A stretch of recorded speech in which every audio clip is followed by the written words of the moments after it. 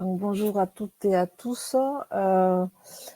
Avant qu'on commence l'ordre du jour, j'ai pas prévenu les petits nouveaux et les nouvelles qu'ils allaient se présenter un petit peu, parce que je sais qu'il y a eu pas mal de modifications cette année dans les CPD numériques. Donc, si vous en êtes d'accord et si vous le souhaitez, vous pouvez allumer votre caméra et puis vous présenter à nous, les anciens. J'ai ma vidéo. Est-ce qu'il y a des nouveaux CPD cette année qui Ah, sont tu veux que présents les là? nouveaux? Oh, tu veux te présenter? Bah, vas-y, Denis, même si tu es un ancien, tu peux te présenter. Mais si, reste connecté, c'était bien. Stéphanie, t'as pas allumé ton micro, c'est pas grave. C'est mieux avec le micro. Bonjour, donc je suis sur le Val-de-Marne et je suis sur Maison Alfort et Alfortville pour faire court. Ok. Anne-Laure? Bonjour, Anne-Laure Caboret, donc je suis nouvelle CPD numérique sur la Meuse, 55. Après, Donc, je sais pas s'il y en a communauté. d'autres de nouveaux. Stéphanie? Ah non, Stéphanie, t'as parlé. Et Léa? Oui, bonjour, Elias Kinabol, je suis nouvellement CPD NUM sur le Val-de-Marne, sur les circos de Saint-Maur-des-Fossés, Bonneuil, Valenton et Ormesson. Sidonie? Ah, on t'entend pas. Pourtant, le micro, elle est allumé. Ah là, c'est bon, ouais. Ok. Donc j'ai un peu honte de dire que moi je suis arrivée l'année dernière, mais que pendant un an je suis jamais venue à ces visios. Donc je suis en Isère. Non, c'est pas bien. Je suis en Isère et on est TNE, donc voilà, j'ai un peu je me suis pris le tsunami TNE. Voilà. Et ouais, mais c'est Aristide qui parle dès le premier jour. Voilà, et nous on est deux. Oui, mais Aristide, il était là l'année dernière, attention. Ouais, mais Sido, elle arrive le premier jour, elle est en train de faire toutes les notes partagées déjà. Elle est top, Sido. Vous verrez. Ah, c'est Sidonie qui a fait. Bah, merci, alors, Sidonie, pour les notes partagées. Ah, c'est pour me rattraper. Virginie? Bonjour, donc moi Virginie Cailleux, je suis depuis la rentrée CPD numérique pour la Somme. Voilà, je remplace Édouard Lefebvre. Je m'aperçois avec bonheur que nous sommes beaucoup plus de femmes que peut-être l'année dernière. J'ai l'impression qu'il y a plus de femmes que l'année dernière, donc c'est chouette. Voilà. Que ce rôle de CPD numérique ne soit pas uniquement lié à la gente masculine, c'est chouette aussi. Le portage des dossiers numériques. Comme dit Caroline, viva Ada Lovelace. Je suis d'accord avec elle. Est-ce qu'il y a d'autres nouveaux qui souhaiteraient se présenter ou pas? Dans les noms.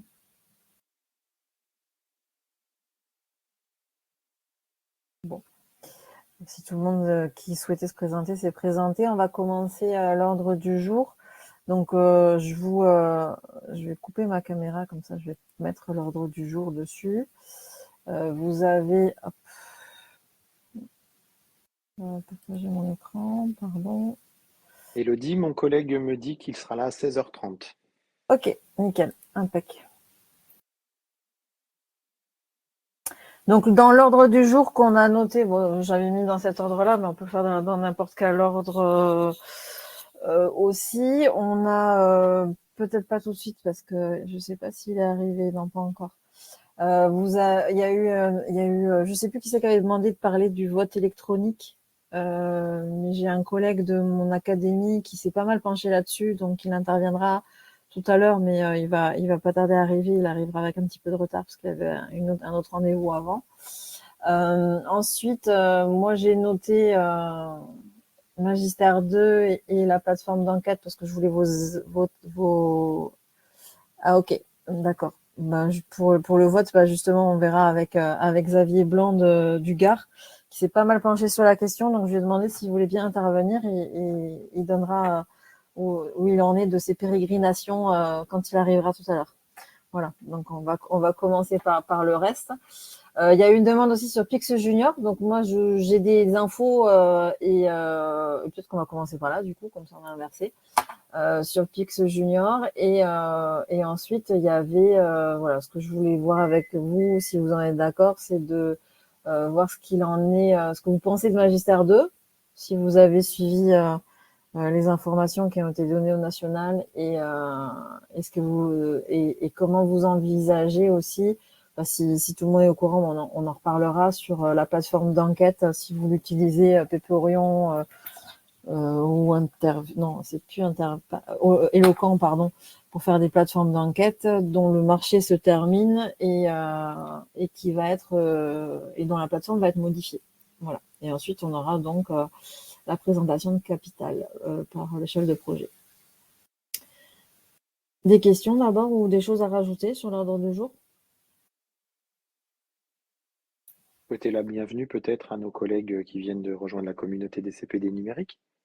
Mais ça c'est bien, Denis, je te laisse la parole pour leur souhaiter la bienvenue, parce que comme ça, il n'y a pas que moi qui parle. Non, puis leur proposer aussi qu'éventuellement on puisse se retrouver s'ils viennent à Educatech, faire connaissance. Alors moi, je viens de recevoir ma convoque, donc je viendrai, touchant du bois, si tout va bien. Voilà.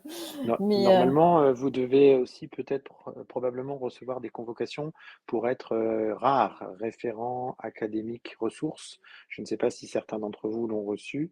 En tout cas, moi j'ai la chance, c'est tous les gens qui officient dans le Gard notamment. Et il y a une journée des rares, des référents académiques ressources. Moi j'ai été embarqué sur ce dispositif-là. Je ne sais pas si certains d'entre vous l'ont été. Dans le chat, merci de me le préciser. Vous dire aussi que lors d'Educatech... tu aurais pu mettre ta caméra, Tony, au fait. Pardon. Je m'emballe, mais c'est vrai. C'est bien quand vous parlez quand même mettre la caméra. Les académies de Paris, Créteil et Versailles auront un stand, donc on peut se donner rendez-vous sur ce stand-là. Moi, j'ai la chance ou l'inconvénient, je ne sais pas, ça fait 10 ans que je suis conseiller pédagogique départemental sur la mission numérique. Donc voilà, n'hésitez pas si jamais vous avez des informations. Moi, je vous retransmettrai ce que j'ai sur les informations rares, donc des référents académiques ressources. On pourra en reparler lors d'une prochaine réunion avec les CPD. Ce référent académique ressources, c'est un premier degré, un second degré, parce que moi, je n'en ai pas entendu parler. Hein. Oui, moi, c'est comme ça qu'on m'a vendu le sujet. Ah bah, pas au courant chez nous. Je ne sais pas s'il y en a qui sont au courant, et si vous ne l'êtes pas, ce serait notez-le dans le chat, parce que moi, j'en ai pas entendu parler, mais je vais poser ma question à la DRAM, du coup. Et c'est quand cette journée rare, du coup, sur Educatech? Alors, c'est tout le jeudi d'Educatech, donc le 14, 13. Si je ne m'abuse. Ou 13. Jeudi, ouais. Ok. Bon, bah écoute, je poserai la question, parce que moi, je ne suis pas au courant. Ouais, et apparemment, dans le chat, tout le monde dit qu'ils sont pas au courant. C'est un message du national que tu as eu? J'ai reçu une convocation de Lille et une convocation de Lyon et une convocation de la DNE. Je dois être dans tous les papiers, moi. Ouais, je vois ça, ouais. Ok, bon, bah, je poserai la question, ça marche. Alors, tu vois qu'il y a beaucoup de gens qui réagissent en disant qu'il n'y en a que dans le second degré. Moi, la chargée de mission qui travaille avec Madame Bretomé, m'a dit, donc Madame Bretomé, Françoise Bretomé à la DNE, m'a dit qu'il y aurait un temps spécifique pour le premier degré de 14h à 16h le jeudi. Donc, je vais essayer d'aller chercher de l'information. Eh bien, je vais même carrément, moi, demander à Françoise.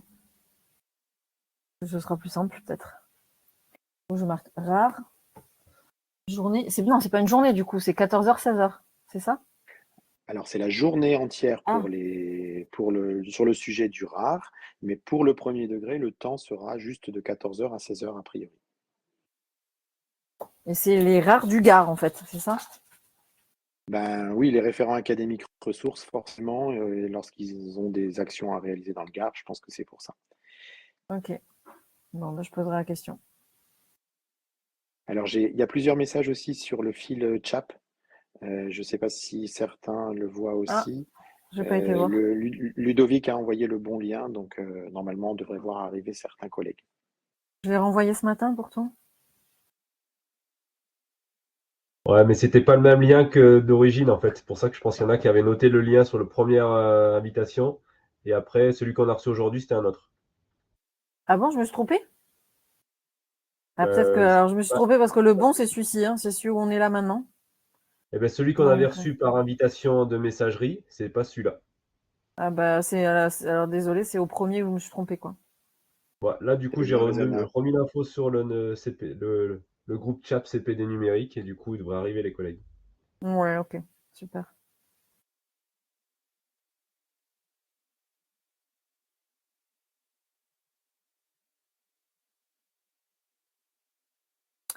Du coup, on fait on va commencer le point. Vous voulez qu'on commence par le point Pix, du coup? Comme ça, on reste par les informations et puis après, on discutera. Alors, Pix, que je retrouve ce qu'on m'a filé, ce que je l'ai mis. C'est pas là. Il y a trop de fenêtres ouvertes.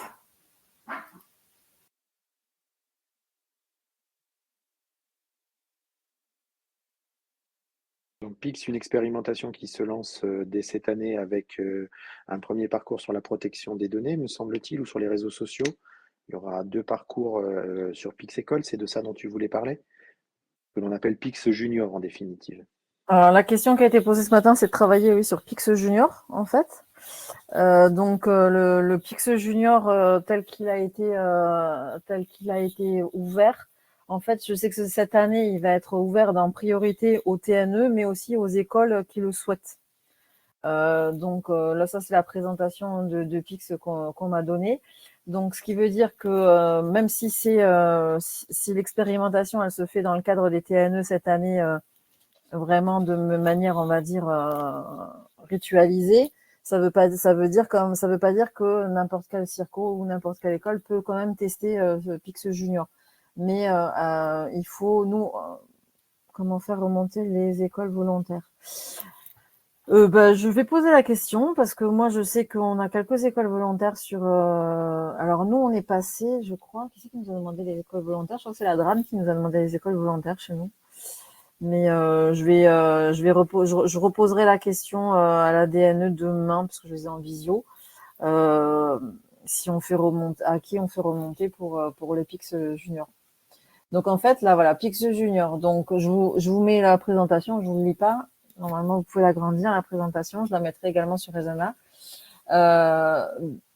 Donc c'est Pix du coup version CM1 CM2. Et pour compléter, en fait, maintenant, vous savez qu'il y a une certification au niveau 6e, il y a une certification au niveau 3e, et il y a une certification au niveau terminal. Donc, du coup, on redescend d'un étage et on fait il y a maintenant un début d'utilisation de Pix pour les CM1, CM2 uniquement. Donc, l'entrée, elle se fait aussi, la gestion, elle se fait via Pixorga. Je ne sais pas si vous aviez eu accès à ceux qui étaient déjà CPD les années précédentes au Pixorga quand il y a eu la possibilité de travailler sur Pix quand on était au début de SNE pour les écoles qui étaient dans le cadre du plan de relance. Mais on avait Pixorga, en fait, c'est la version côté Pix d'organisateur, hein, Orga comme organisateur, et de manière à pouvoir avoir des statistiques de remontée de parcours. Alors oui, en fait, la classe de l'enseignant qui voudra mettre en place Pix Junior pourra avoir accès du coup à son espace classe de Pixorga et organiser des campagnes en fait. Voilà. Donc là, c'est donc ce qui a été fait. Donc ça veut dire qu'il va y avoir les missions en fonction du cadre du CRCN. De la même manière, voilà, que les missions qui sont données par rapport aux compétences du CRCN en fonction des 5 domaines de compétences. Je regarde les questions après. Je vous montre. En fait, ce qui va se passer, c'est que on va avoir des écoles. Bon là, c'est une école de démonstration avec les élèves qui vont rentrer dans la classe et qui vont s'enrôler entre guillemets dans la classe.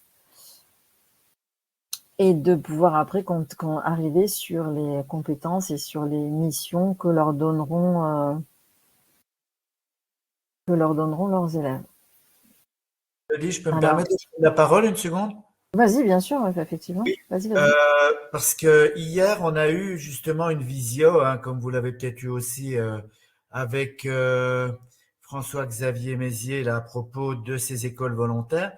Mais moi, j'avais cru comprendre que c'est parce que moi, je suis dans le Doubs, hein, et on est département TNE, comme le tien, je pense. Et j'avais cru comprendre que c'était, dans un premier temps, dans ces départements, Oui, c'est ça. des écoles qui seraient dans l'expérimentation, hein, voilà. Et Mais c'est pas que les TNE, c'est-à-dire que des territoires hors TNE peuvent essayer d'expérimenter cette année s'ils le souhaitent. Mais après, ce sera généralisé pour tout le monde l'année prochaine. Alors, d'expérimenter, je sais pas, d'essayer, oui. Ça, je crois que c'est ce qu'il nous a dit hier, d'essayer, mais d'expérimenter, il faudrait lui demander. J'ai pas entendu les choses comme ça, mais peut-être que j'ai mal compris parce que j'étais vraiment focus sur ce qu'il nous a raconté. Alors, ce qu'il nous a dit, c'est que effectivement, il y aura un premier thème en novembre, mais qu'ensuite, ils vont essayer de faire un thème par mois. Donc, ce qui veut dire qu'en fin d'année, on aurait entre 8 et 10 thèmes qui seraient disponibles. D'accord. En termes de, comme c'est à l'écran, en termes de missions à donner pour les élèves, c'est ça que tu veux dire, les thèmes? C'est ça, des missions d'environ un quart d'heure. Ok. Donc du coup là, on regardera les questions après parce que peut-être que vous aurez les réponses dans la suite des slides qu'il y a de la présentation. En fait, voilà. Donc ce que je disais tout à l'heure, c'est que Pixorga, ça sera possible. L'enseignant arrivera sur Pixorga pour pouvoir affecter, on va dire, une mission à certains élèves ou à tous les élèves de la classe. C'est lui qui choisira, en fait, avec des codes, voilà, de campagne. Alors ça c'est qu'un exemple, hein, c'est pas la peine de prendre les numéros qui sont sur la slide parce que c'est pas tout à fait, ce sera pas la même chose à mon avis. Alors ensuite, donc pour chaque mission, voilà, vous avez pas uniquement les missions qui sont données sur la plateforme Pix pour les élèves, mais vous avez aussi un accompagnement qui est fait pour l'enseignant et qui pourra afficher, on va dire, les intentions pédagogiques de la mission qui sera donnée aux élèves.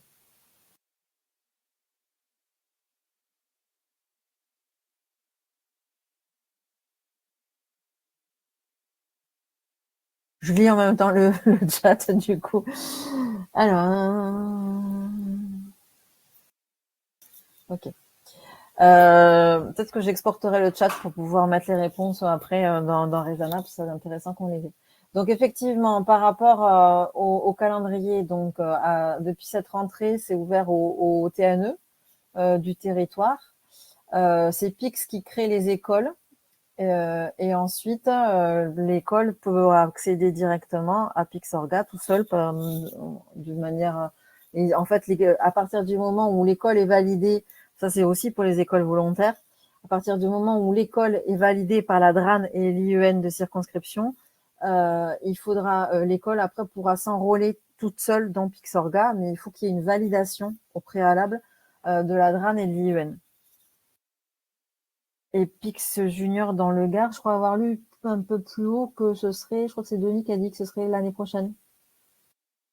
Non? Je dis des bêtises? Oui, non, cette année en Gard, mais au séminaire. Voilà, c'est ça.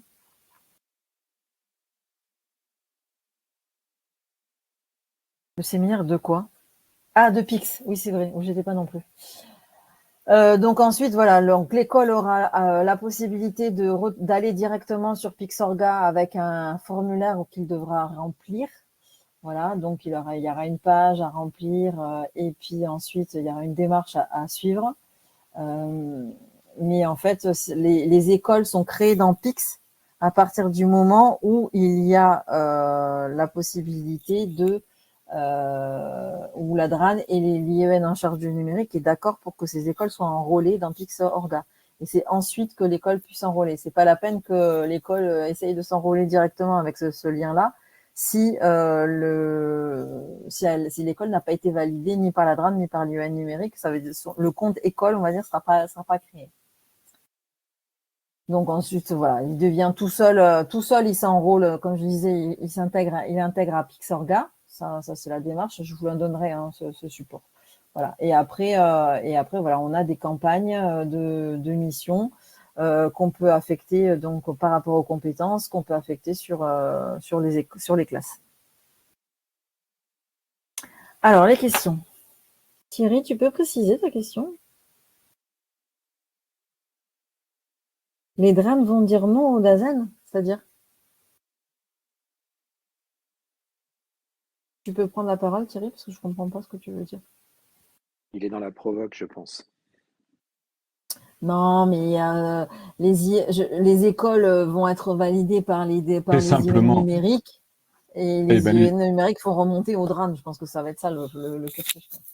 Oui, parce que je pense qu'il y a je suis là, Elodie, si tu m'entends. Oui, Il y a un peu de tension parfois entre les DAZEN et tous les dispositifs dans les rectorats.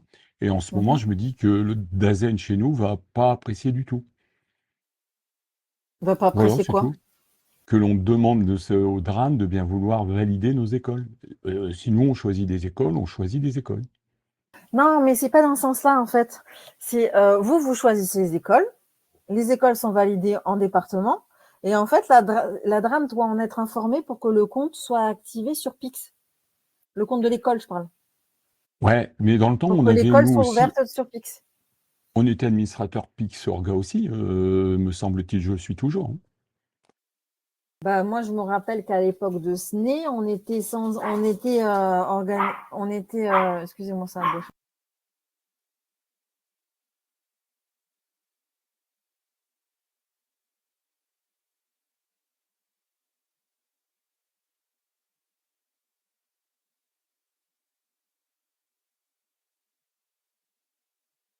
Désolée. Je disais, moi, il y a un moment donné où j'étais administrateur de Pixorga pour créer des écoles ou des missions pour SNE. Et puis à un moment donné, je ne sais pas si vous vous rappelez, mais c'est parti à la main des DRAN et on ne pouvait plus créer quoi que ce soit, quoi. On verra, mais je sens qu'on va avoir des mélodrames.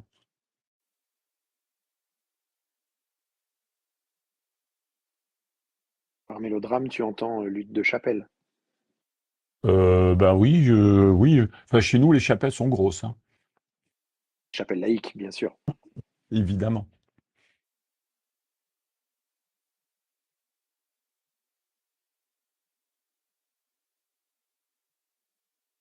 Donc j'ai vu que Xavier avait mis dans le compte rendu le compte rendu de je suppose le séminaire PIX, c'est ça, Xavier, que tu as mis? C'est pareil, je le récupérerai et je le mettrai. Oui, c'est le séminaire PIX. Je le mettrai aussi dans Resana où tu pourras le mettre, Xavier, aussi. Et donc pour revenir donc à Pixorga, donc c'est l'enrôlement finalement des écoles qui va se faire via la DRAN. Dans Pix, et je pense pas que nous on va être je j'ai pas cette information là, mais je pense pas que nous on va avoir la possibilité de créer les écoles dans Pixorga. Je pense que ça va être possible au niveau de la DRAN. Alors Pix soit dans le Gard, moi j'en ai pas entendu parler, mais bon si vous le dites, peut-être. Pas censé tout savoir non plus, donc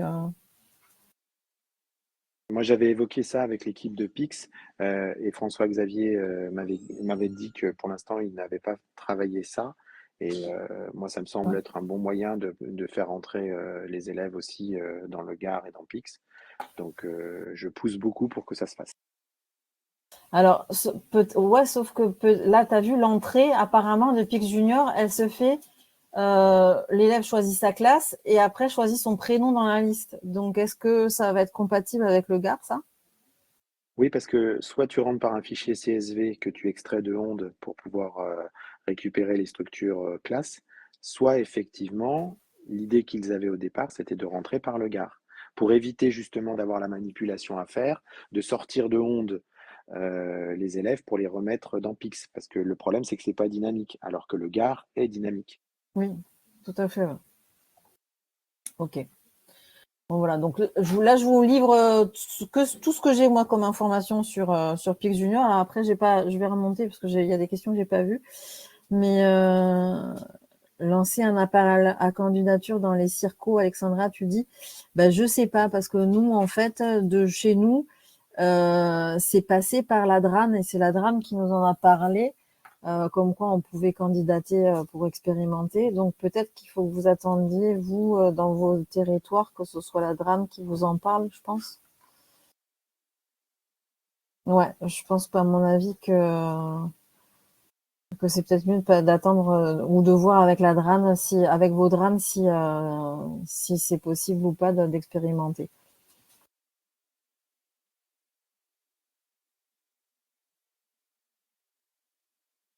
Je remonte pour les questions. Il y a d'autres questions sur Pix ou d'autres informations qu'on aurait ou qu'on n'aurait pas?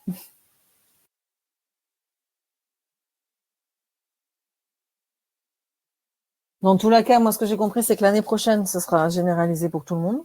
Donc après, est-ce que vous avez l'info, du coup, par rapport à ça? Est-ce que, du coup, ça va être considéré comme le PIX 6e et que ça veut dire qu'il va y avoir une certification à la fin, ou c'est juste pour dégrossir le travail pour après?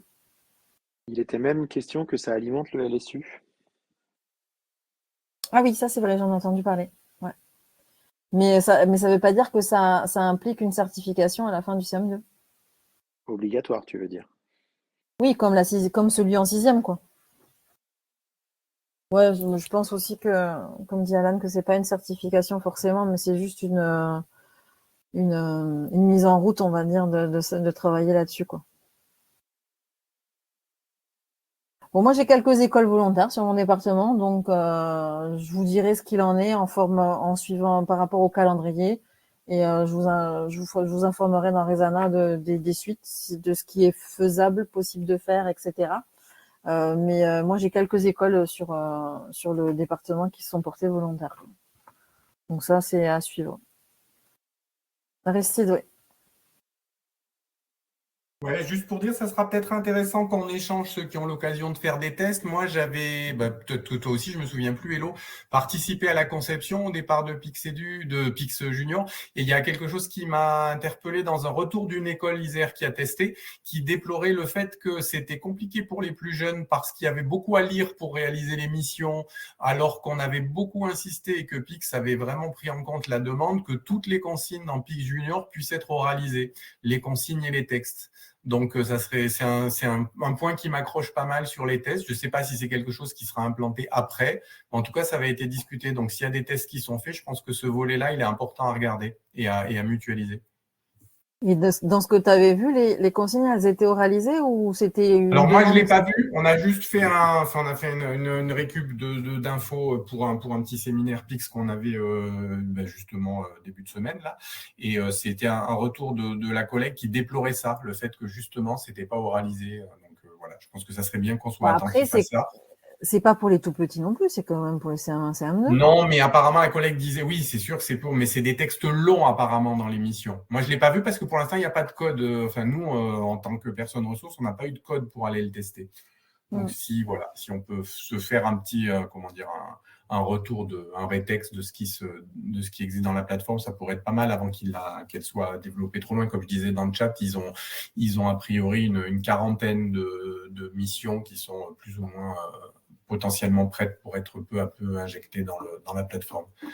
Sachant que c'est une plateforme qui est différente de la plateforme Pix traditionnelle parce que l'algorithme il est beaucoup plus adaptatif que pour les adultes. Oui, il a l'air plus, il a pas l'air pareil, effectivement. Et du coup, c'est une plateforme distincte de la plateforme app tradi. Et comme disait Joanne ou Johan, désolé si j'écorche le prénom, mais c'est vrai qu'il a raison par rapport à l'accessibilité pour les élèves effectivement qui ont du mal à lire. Là, c'est vrai qu'on a besoin d'oralisation et J.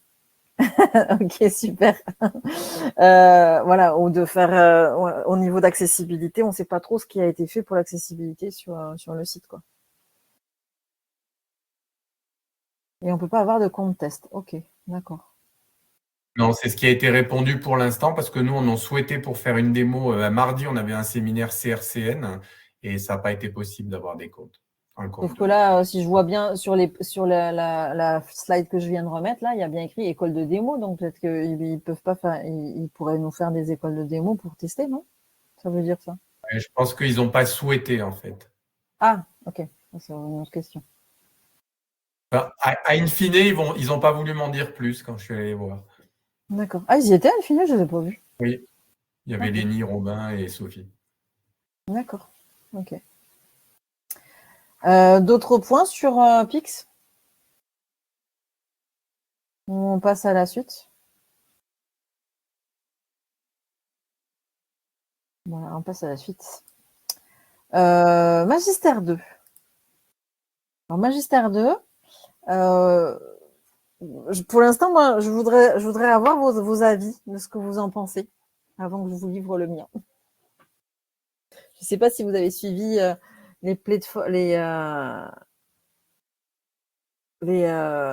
sais pas si vous avez pu suivre les webinaires de présentation de Magistère 2, mais j'aimerais bien qu'on en discute un peu de cette nouvelle plateforme. Sandrine, si tu veux prendre la parole aussi. Je me permets encore une fois de Vas-y. Tu veux bien? Moi, ce que je n'avais pas compris, ce que j'ai compris lors de la dernière réunion là, qui a eu lieu, c'était quand mercredi, c'est que finalement, là, les plateformes où on fait en ce moment des migrations sont des ardoises magiques. C'est-à-dire que au final, tout va être effacé. Et puis, quand la vraie plateforme va arriver, on recommence tout, quoi. Donc, ou bien on fait ces migrations sous la forme de fichiers IP, de MBZ, ou alors on fait rien du tout, quoi. Et on attend vraiment d'arriver sur la nouvelle plateforme. Moi, j'attends. Normalement, la nouvelle plateforme n'est accessible qu'aux référents magistères académiques ou départementaux. Les CPD, a priori, qui ont ce rôle-là, mais les e-run et les autres formateurs Ah oui, ils n'ont pas accès. encore accès à la nouvelle plateforme. La nouvelle plateforme arrivera, a priori, toute fin du mois ou mi-novembre, a priori. Je dirais bien après Educatec. Moi. Mais en tout cas, ce que j'ai compris, c'est que le travail qu'on faisait en ce moment, on le faisait encore sur une plateforme de pré-production et qu'il n'en resterait rien, quoi. C'est ça. Ah oui, c'est ça, ouais. C'est pas. Moi, j'ai même pas commencé, quoi. Je vais laisser tomber, j'attends. Sandrine? Oui, alors c'est sûr qu'en ce moment, voilà, comme vous le dites, c'est une plateforme de pré-production, donc tout ce qu'on va faire, il y a le risque que ce soit, voilà, ça va certainement disparaître, mais ça nous empêche pas de nous amuser à faire des essais. Moi, j'ai essayé de migrer un parcours, enfin 2 parcours de Magistère 1 sur Magistère 2. Alors, moi, mon inquiétude, c'est que les tout petits parcours, tout simples de Magistère 1, où il n'y a pas grand-chose dedans, ça migre bien, c'est plutôt agréable au niveau ergonomique. Par contre, nous, on a des gros parcours. J'ai essayé de m'amuser à dupliquer le parcours, à en enlever une bonne partie et à migrer sur Magistère 2. Et ben, en fait, c'est vraiment pas terrible, quoi. Il va falloir vraiment tout rescénariser, repenser des choses très simples, très guidantes aussi pour les enseignants, parce que le phénomène de scroll, là, sur la page, voilà, où même si on ne peut afficher qu'une seule section par page, enfin, mais voilà, donc je pense que ça va nous demander vraiment un changement de paradigme au niveau des formateurs, et c'est ce qui est forcément, comme tout gros changement, ça va pas être évident. Voilà, ça se fera, mais peut-être dans la douleur. Aristide? Hello, désolé de vous couper, rien à voir, mais juste pour te signaler, Hello, que là, il y a les notifs Rezana qui tombent. On est invité à rejoindre la présentation Kit Robot Capital sur un autre lien. Donc, voilà, je voulais juste te dire ça. Ah, mince, non, ça va pas. Moi, j'ai reçu ça, en tout cas. J'ai reçu les notifs Rezana, et c'est Antoine Annick qui envoie une notif. Tu peux, Denis, lui donner ce lien-là à... Je sais plus comment il s'appelle. Qui doit faire la présentation capitale, mais c'est à 4h30 en plus. Mais non, je pense que je lui ai donné le bon lien, moi. Ah, bah, je sais pas. Je peux lui redonner Est-ce que c'est le même que nous, ceci dit? Attends, après, je reçois. Moi, j'ai la notif, mais est-ce que c'est le lien Rezana numérique? Ouais, alors attends, c'est peut-être le lien de la nôtre qu'ils envoient, effectivement. Quelle est la Et Nicolas forme de... Poulain n'interviendra qu'à 16h30 a priori. Bon, excuse-moi, hein, mais peut-être pas de... Non, c'est pas grave. Donc, je disais... Ah oui, je sais pas. Donc du coup, je disais pour Magistère 2, oui, c'était ça, ouais, le fait de bon là, ouais, c'est moi, comme je disais, moi j'attends, je fais pas. Et puis on a ah ouais, alors les heures, on en reparlera, hein. Moi j'ai demandé, ça fait depuis que je sais qu'il y a des heures fléchées indé, j'arrête pas d'embêter la drane avec, mais ils savent pas où elles sont, donc voilà, bref. Je sais pas si c'est pareil chez vous, mais en tout cas, moi, impossible de savoir où ils sont. Ils cherchent sur le BOP, je sais plus combien. Alors comme je sais pas comment les heures fléchées magistère arrivent très bien sur le second degré et sur le premier degré, bah je sais pas où elles sont. Ils les trouvent pas. Mais bon, où elles ont été utilisées à autre chose peut-être, ça se trouve. Et du coup maintenant ils les ont plus. Voilà, bref. Et donc ouais, Magistère 2 et après donc là on parlait de la migration, ok, ça va se faire de manière peut-être un peu complexe, comme disait Sandrine par rapport aux gros parcours. Moi les gros parcours, j'ai fait un test, j'en ai mis un dans moi je l'appelle Mac 2, ça va plus vite. J'en ai mis un dans Mac 2 et en fait je me suis aperçu que ça vous crée un superbe long papyrus sur la gauche avec toutes les sections et que c'était indigeste. Donc effectivement, il va y avoir du travail à faire. Après, moi, je vous cache pas, je suis gestionnaire magistère sur mon département. Il est hors de question que je fasse le travail pour tout le département. Je crois j'ai fait l'année dernière, j'ai donné un fichier Excel pour recenser les parcours que les formateurs de mon département souhaitaient faire migrer dans Magistère 2. Je crois que je dois en avoir 270 ou quelque chose comme ça. Donc, il n'est pas question que je fasse que du magistère, surtout pour pas avoir d'heures derrière. Donc, ça veut dire que chaque formateur, moi, va s'organiser pour faire sa migration de parcours. Ce qui va être compliqué, je pense, par rapport à ce que j'ai entendu lors des webinaires nationaux, c'était que on devait sur Mac 2 maintenant externaliser les ressources. Et c'est ça qui, je pense, va être compliqué de tout refaire sur les gros parcours, surtout pour les formateurs. Moi, j'en ai pas encore trop parlé chez moi. J'attends un peu parce que je sens que ça va être compliqué de se dire bon bah il faut refaire tout, récupérer toutes les ressources, les externaliser sur nuage. Alors et ensuite refaire les liens dans tous les parcours. Ça va demander un sacré travail. Oui, l'idée est de ressortir tout ce qui est lourd, mais alors les les H5P ressources. passent, hein. Alors les Les H5P, H5P moi passent. j'ai jamais testé. Je sais même pas enfin si je sais ce que c'est, mais je sais pas trop comment ça marche. Donc si un jour il y en a un de vous qui veut bien faire une formation sur les H5P, je veux bien parce que j'ai pas trop compris tout ce que c'était, quoi. En fait, il y a plusieurs étapes à réaliser dans la migration. La première, c'est effectivement de revoir le scénario pour éviter les sous-sections dans Magistère. Donc, il faut remettre à plat ces sous-sections pour les transformer en sections. Ensuite, on a des outils qui apparaissent quand on clique sur le petit nuage qui est en haut à côté du workflow d'un parcours. On a des outils qui vont permettre d'identifier toutes les ressources lourdes qu'il va falloir sortir sur les portails apps.education ou sur Podeduc. Et on a la possibilité ensuite de récupérer toutes les ressources centralisées, notamment les H5P. Donc ça, c'est la troisième étape, récupérer toutes les ressources centralisées. Et la quatrième étape, on récupère le MBZ qui correspond en fait au scénario, on va dire, du parcours, et on le déplace sur Magistère, et ensuite on vérifie que les liens se refont correctement. Bah, ça, finalement, les MBZ, c'est le plus facile.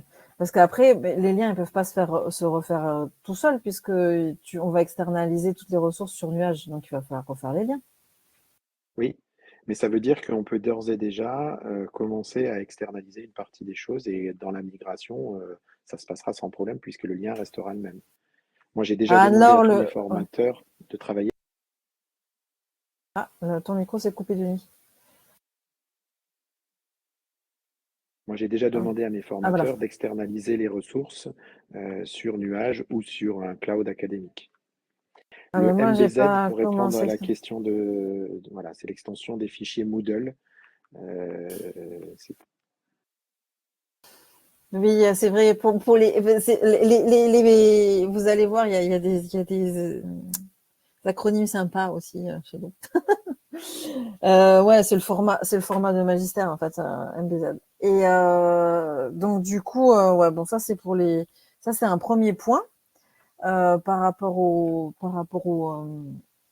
format et au passage de magistère 1 à magistère 2. Par contre, moi, il y a un point, bon, c'est bon, ça va, moi, je vous en fais part parce que moi, j'ai tiqué dessus, mais vous avez pas eu j'ai pas l'impression que vous ayez tiqué dessus, mais tant mieux. Du coup, peut-être je vais vous faire tiquer dessus. Euh, mais, euh, mais en fait, dans magistère 2,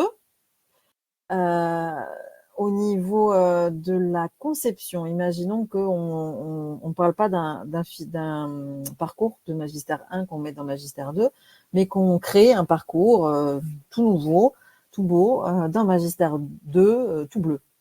Il n'y a que du bleu dans magistère 2. Et donc, du coup, au niveau du réseau des concepteurs, parce que maintenant, c'est pour ceux qui sont pas au courant par rapport à magistère 2, mais jusqu'à présent, magistère 1, on avait des espaces académiques et chacun créait dans son espace académique. Maintenant, on peut aussi créer au niveau de ce qui s'appelle le réseau des concepteurs et créer en fait un parcours qui pourrait être récupéré et travaillé à plusieurs académies en même temps dans ce qu'ils appellent le magistère 2, on va dire réseau des concepteurs, mais jusque-là tout va bien. Et ensuite, c'est là où ça se complique pour moi, c'est que j'ai bien posé la question plusieurs fois au niveau national. En fait, à partir dans magistère 2, vous avez vu, je fais durer le plaisir. Dans magistère 2, n'importe qui pourra créer un parcours magistère. Quand je dis n'importe qui, c'est vraiment n'importe qui. Jusqu'à présent, dans magistère 1, moi étant gestionnaire, je crée les parcours qu'on me demande. Et j'ouvre les parcours qu'on me demande. Aujourd'hui, comme dit Sandrine, même les enseignants, même tout ce que vous voulez qui ont une adresse académique pourra créer un parcours magistère. Et en plus de ça, le gestionnaire tel qu'il avait le rôle dans magistère 1 ne verra plus les parcours qui ont été créés. Alors, peut-être que vous, Denis et Sandrine, vous avez raison et que je me fais peur, je me fais un petit peu peur, mais bon, je me dis que bon, est-ce qu'il va y avoir quand même des parcours? Parce qu'apparemment, Magistère 2 a été créé aussi pour qu'il puisse ouais, sauf, alors je suis d'accord avec toi, Marc, mais par contre, Magistère 2 a été conçu aussi également pour qu'il puisse servir on va dire, de centralisation de contenu pour une école, par exemple, qui voudrait vérifier, qui voudrait travailler tous ensemble sur un périmètre. Et du coup, ça peut avoir une centralisation de contenu et une gestion de contenu au niveau d'une école, etc. Sandrine? Alors nous, on a eu une réunion d'Iron ce matin là, et on s'est posé différentes questions. Donc en effet, ce que tu dis, normalement tout le monde peut faire des modifications. Donc on s'est dit par exemple, on récupère un parcours dans le réseau des concepteurs qui nous intéresse, etc.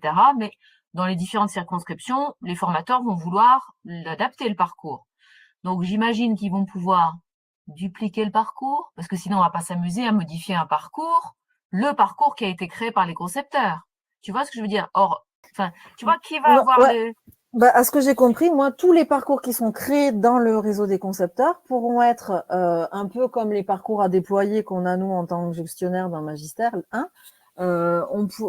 N'importe qui pourra le prendre, se l'approprier, mais en fait le cloner pour le mettre dans son espace. Ça, voilà, pour le mettre dans son espace à lui. Moi, c'est ce que j'ai compris, quoi. Ouais. Et alors, en bidouillant ce matin, on s'est rendu compte qu'il y avait deux statuts. Il y a un statut formateur et un statut formateur non éditeur. Dans les tu sais, quand dans les utilisateurs, il y a participant, formateur et formateur non éditeur. Donc, on s'est Qu'est-ce que demandé c'est un s'il y avait du coup formateur? une Ah, différence entre, tu vois, un est-ce que le formateur non formateur éditeur, éditeur, c'est c'est qu'il celui, il crée pas de contenu, celui qui est non éditeur? bah, je sais pas, tu vois. Donc, voilà. Donc, il y a déjà ça. On s'est demandé ça. Et puis, on s'est demandé si ce serait l'accès par Apps Éducation ou Arena, comme actuellement, et comment les enseignants seront informés de l'ouverture de la plateforme en fin novembre. Mais bon, ça, je pense que le national, on aura une information qui Oui. viendra directement du national. Mais oui, oui, le coup du fait que tout le monde pourra éventuellement modifier, ou en tout cas, est-ce que les Alors enseignants, attention, quelqu'un ne pourra, une personne, je veux dire, ne pourra modifier que les parcours sur lesquels il est formateur. Il ne pourra pas voilà, modifier c'est les ça, parcours des comme autres, sur hein, Magistère. Ouais, ok. comme sur Magistère. Ouais. Et comme dit, après, Denis, je te laisse la parole. Comme le disent Xavier et Frédéric dans le chat, ce qui est gênant, c'est que ensuite on voit pas au niveau départemental tous les parcours qui vont être créés. On Ah n'aura bah non, ça, aucune on va vue en voir. fait. Ah non, c'est terminé, ça. Cette On verra plus visibilité-là. rien. Non, non. On Et ne verra que les nous, parcours dans lesquels on est inscrit, soit en tant que participant, soit en tant que formateur. C'est tout. On verra plus voilà. rien.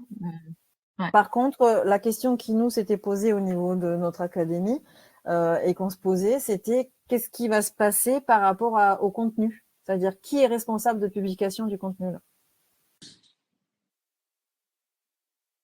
Il se trouve que moi, je faisais partie de Magistère quand il a commencé. Et la question, elle se posait un peu différemment, mais de la même manière. C'est-à-dire, ce qui existe encore, hein, des gens qui font des choses sur Google. Hein, c'est ça, on n'a pas la vue là-dessus. Et Non. puis, ben, ma foi, ils font quand même sur Google. Et Oui. moi, je suis quand même pas certain que énormément de personnes vont s'approprier Magistère parce que si je fais un parcours, après, il faut que j'y invite du monde dessus. Il faut que ces gens y fassent quelque chose. On va pas faire des circonscriptions parallèles. Enfin, je ne pense pas. Ça, Non. j'imagine que peut-être on pourra faire quelque chose pour son école ou pour quelques collègues, mais je crois pas que ça va prendre tant que ça. Enfin, j'imagine pas une éducation nationale bis.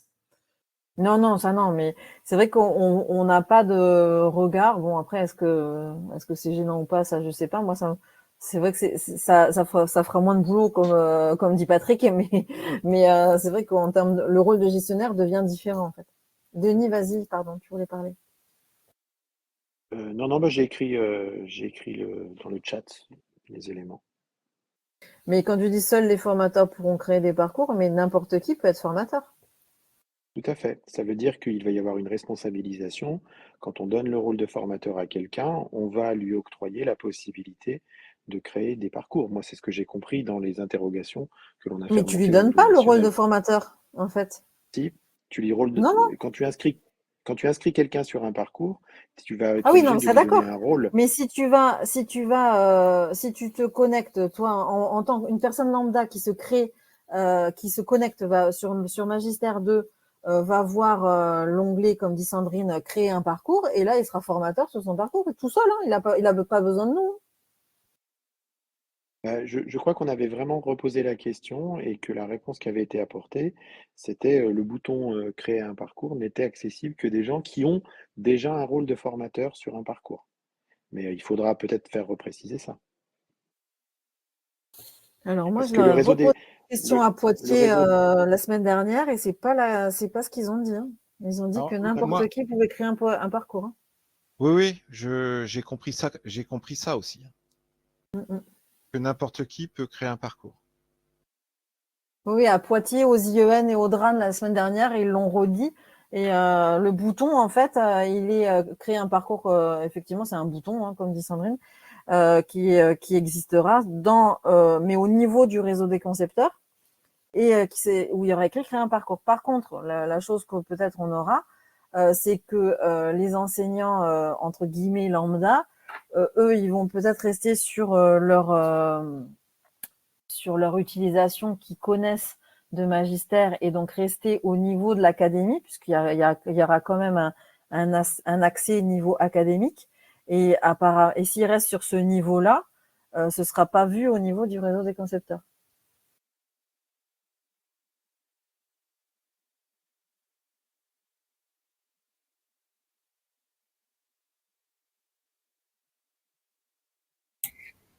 Bonjour à tous. En fait, moi, j'ai du mal à comprendre quand même que sur l'ancien magistère, il puisse y avoir, enfin, tout le monde ne pouvait pas créer de parcours et puis c'était vraiment, il fallait vraiment être formateur et avoir les droits pour. Et tout d'un coup, sur le magistère 2, ça change du tout au tout. C'est un autre point de vue. Enfin, j'ai un peu de mal à comprendre ça, sauf si ça correspond peut-être aux besoins du second degré et qu'on en hérite. Mais j'ai vraiment du mal à vous croire, en fait. Ah non, non, c'est vraiment ce qui a été dit par le national et effectivement, c'est un gros tournant en fait que le national a décidé que Mac 2 en fait serait vraiment accessible à tous en termes de conception, quoi. D'accord. Donc, on va se retrouver, comme disait quelqu'un tout à l'heure, un peu comme sur Internet avec des blogs, tout le monde qui fait des blogs. Moi, c'est le risque que j'ai un peu peur, quoi, effectivement. D'accord. Après, je suis pas sûre que tout le monde aille faire un blog dans Magistère. C'est pas trop, bien sûr. comme on a dit, c'est pas trop la Oui, culture. bien sûr, mais se pose vraiment la question de la légitimité des propos qui y sont tenus, malgré tout. Donc, Émilien, vous voulez parler? Oui, est-ce que vous m'entendez? Oui. Oui. Non, je voulais apporter un petit contrepoint sur ce qui vient d'être dit. Moi, je trouve, à titre personnel, que c'est plutôt une bonne nouvelle. Des espaces de discussion comme ça existent, ou d'échange en tout cas existent sur Tribu. Ça pose pas vraiment de problème de modération. Et puis, je trouve que que l'utilisation de l'outil soit simplifiée va peut-être permettre aussi à des circonscriptions de s'en saisir, par exemple, lors d'une formation directeur ou d'une formation sur un outil à disposition des enseignants ou des directeurs de la circonscription, sans qu'on soit obligé de passer par le gestionnaire, que je suis par ailleurs dans le département, sans que, je trouve que ça simplifie considérablement l'utilisation de l'outil et peut-être finalement l'adhésion aussi des enseignants ou des personnes qui vont pouvoir s'en saisir à un outil qui pour l'instant reste assez confidentiel et n'a pas une image très, très valorisée auprès de nos enseignants.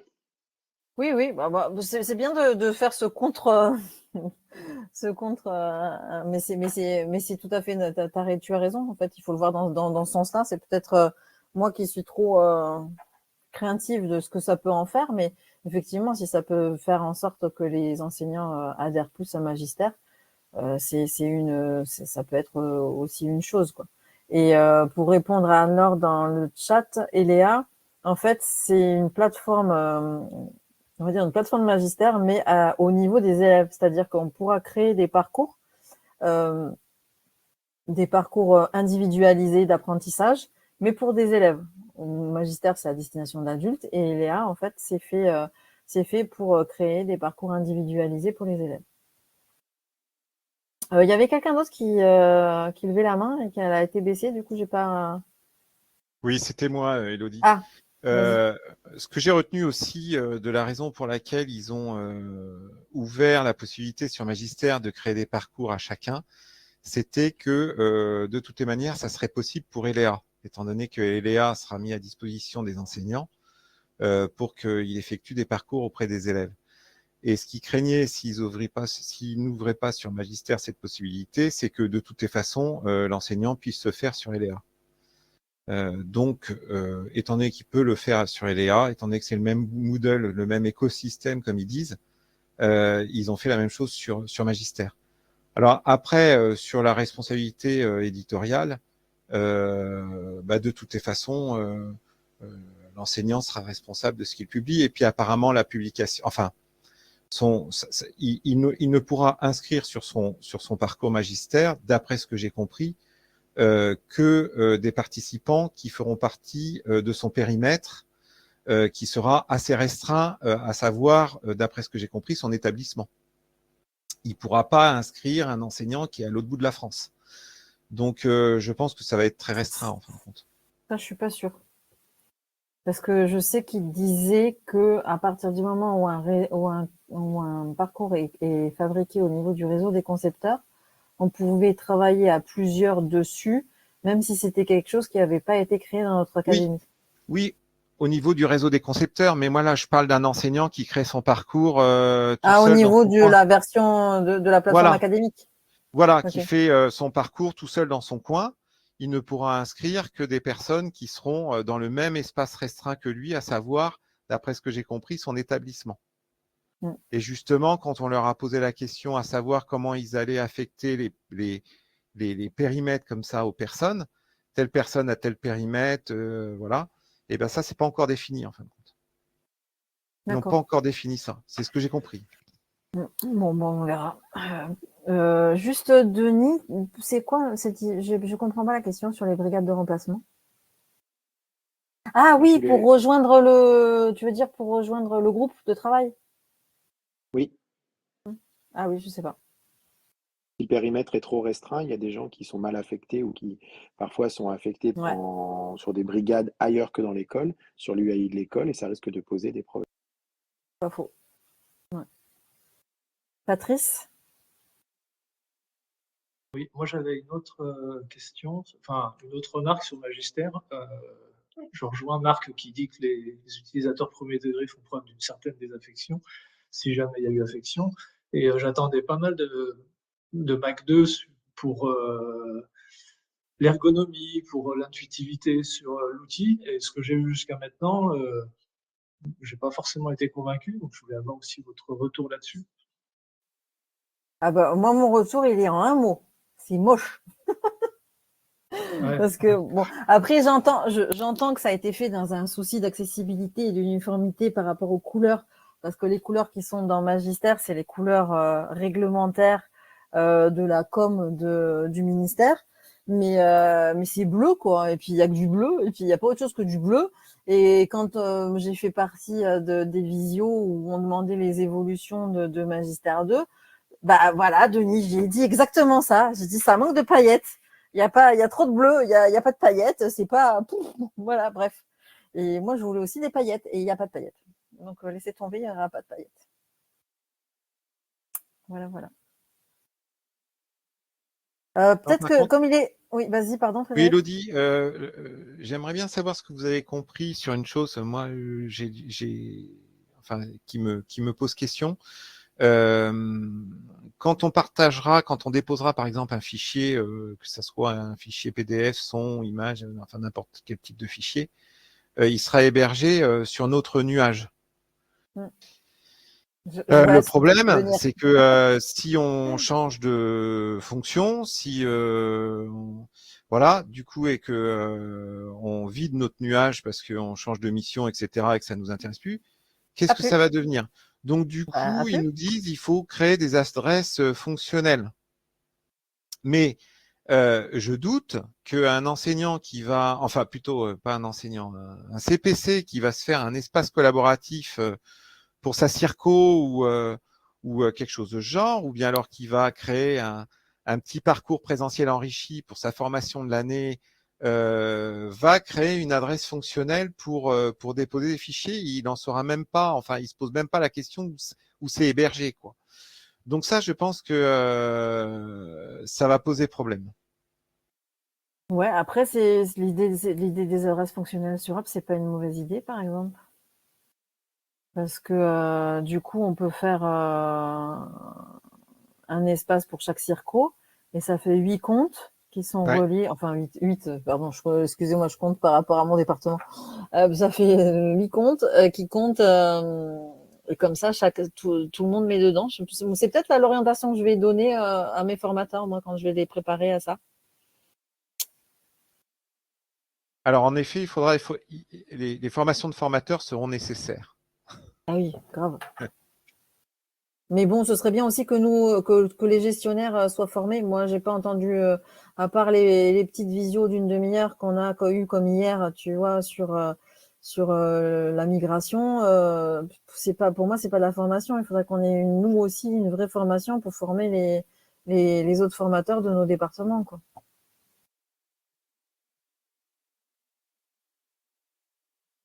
Voilà, bref, peut-être que Denis, le collègue de la capitale, il est branché ou pas sur la visio? On va peut-être lui laisser la parole vu qu'il est là. Qu'est-ce que j'ai dit? Je crois pas qu'il soit encore arrivé. Tu as dit le collègue de la capitale. Il est à la fois de la capitale avec un I et si, il est là. Capitale avec un Y. Désolé, il est là. Nicolas. Il est là, j'avais pas vu.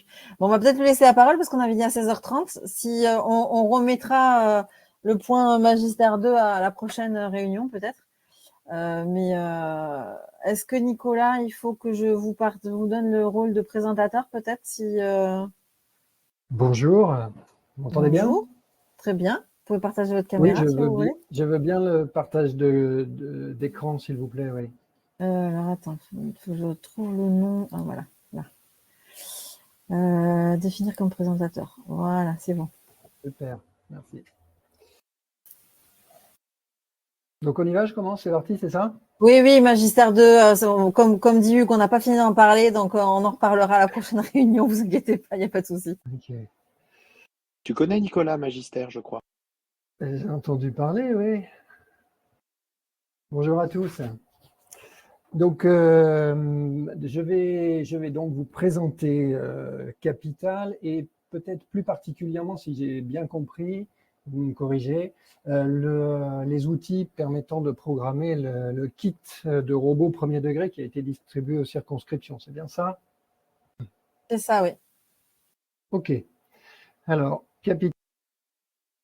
Pardon, je vais couper ma caméra parce que je vais partager l'écran. Voilà, donc partage d'écran. Ok. Je pense que vous allez voir mon écran complet. Oui, merci. Là, vous voyez un ENT, c'est celui de l'Île-de-France, des lycées de l'Île-de-France, qui s'appelle monlycée.net. Et donc, dans cet ENT, vous avez Capital qui fait partie des applications disponibles. Ça, c'est un travail qui a été fait, celui de la connexion de Capital dans l'ENT, qui a été fait sur l'ensemble des ENT lycées, un certain nombre d'ENT collèges et quelques ENT écoles. Donc, c'est un préalable pour pouvoir utiliser confortablement l'outil parce que ça a l'avantage d'éviter la création de comptes sur Capital, qui est forcément pénible, puisque vous avez une authentification directe. Quand vous cliquez sur l'outil dans l'ENT, vous arrivez connecté dans Capital. Donc ici, si je clique sur l'outil, je vais, comme je viens de vous le dire, arriver connecté. Vous voyez, mon nom s'affiche ici, dans Capital.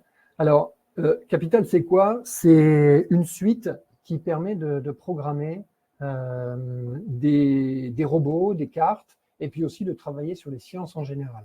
Alors aujourd'hui, on va se focaliser sur les robots, notamment ceux du kit. Alors, les robots du kit vont arriver dans une catégorie particulière qui leur sera propre, kit premier degré, kit robot premier degré, je ne sais plus exactement le titre.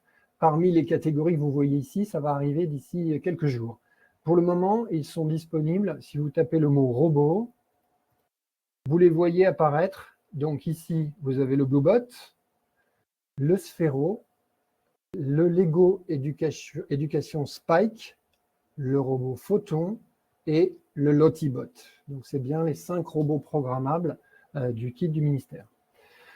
Ces robots-là, vous allez pouvoir les programmer dans Capital, créer une activité avec une consigne et puis partager cette activité avec des élèves pour qu'à leur tour, ils puissent faire ce que vous leur avez demandé et vous récupérerez les travaux des élèves automatiquement. C'est ce qu'on va voir sur un exemple. Je vais le faire avec vous. Par exemple, on va faire peut-être celui que vous connaissez le mieux, j'imagine, en tout cas, le robot Bluebot. Voilà. Donc, je vais créer une activité Bluebot, simplement en cliquant sur le bouton. Alors, pour créer cette activité, la première chose à faire, c'est de lui donner un titre. Donc, test Bluebot, voilà. On peut spécifier des paramètres de restriction pour que l'activité soit disponible seulement sur une certaine période. On va s'embêter avec ça aujourd'hui. On va simplement cliquer sur le bouton enregistrer. Donc, le bouton enregistrer nous permet, de tomber sur une interface dans laquelle vous avez deux parties. La partie haute dans laquelle vous allez pouvoir écrire une consigne, d'accord, et la partie basse dans laquelle vous allez pouvoir programmer votre robot. Alors, on peut même fermer la partie haute pour le moment, on verra après pour écrire une consigne. Et puis, dans la partie basse, vous allez proposer un début de travail à faire pour les élèves. Donc, par exemple, je vais mettre 1 ou 2 blocs avancés. Voilà, comme ça, peut-être même 3. Voilà. Et puis, un bloc tourné à gauche et même 2, allez. Voilà. OK ? Et puis, l'activité que j'ai envie de faire à mes élèves, je vais la décrire ici dans la consigne. Rassembler les blocs pour que le robot se déplace. Je ne sais pas moi, en dessinant un carré. Voilà. Une des forces de Capital, si je peux me permettre, Nicolas, c'est qu'effectivement, ça a été fait par des enseignants pour des enseignants. À l'origine, Nicolas Poulain est professeur de mathématiques. Et l'idée, c'est qu'effectivement, la consigne est présente, elle s'affiche au début du travail pour les élèves. Et lorsqu'un enseignant va créer une activité dans Capital, que ce soit pour Bluebot ou pour autre chose, il va toujours y avoir l'idée de pouvoir mettre cette consigne à disposition des élèves avant même de se lancer au travail. Je te rends la parole. C'est bien fait d'intervenir, effectivement, c'est un point très important. Alors, une fois ce travail préparé, puisque là, on peut considérer qu'on a une activité qui pourrait être réalisée par des élèves, alors peut-être pas des grands débutants, mais des élèves qui ont déjà commencé des choses sur un logiciel similaire, par exemple avec Scratch, eh bien, on va enregistrer ce travail. Donc ici, le bouton « Enregistrer » me permet, donc, dans le cloud, d'enregistrer le travail. Et puis ici, vous voyez, j'ai un code. Et ce code-là, il correspond à l'activité. C'est-à-dire que c'est un code que je vais donner à mes élèves. Je vais leur dicter en E7B7-436-3604. Ça peut être assez relativement simple à écrire dans un cahier de texte ou quelque chose comme ça. Si c'est compliqué, on peut aussi cliquer pour partager l'URL dans un outil comme le NT ou un document auquel les élèves ont accès. D'accord? Donc, ce code, eh bien, vous le transmettez aux élèves. Alors, ce qu'on va faire, c'est que je vais revenir en arrière maintenant, que tout est enregistré. On va regarder ce qui se passe dans mon interface. Donc, ici, mon interface enseignant, elle s'affiche. Je vois que j'ai bien mon activité ici qui est présente. D'accord? Et j'ai, pour le moment, pour que j'ai une copie, quelqu'un a dû aller voir le travail. OK?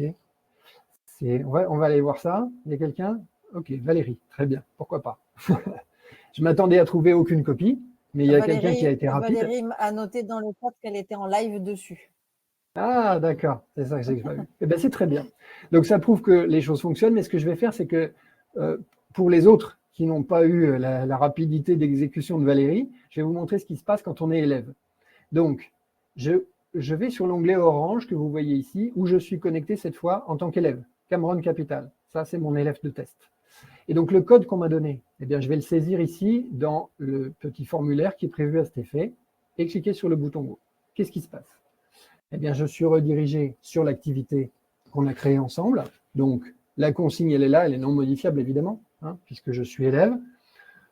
Une fois que je l'ai lue, je peux la rapetisser ou voire même la supprimer complètement. Je pourrais toujours la rouvrir, évidemment.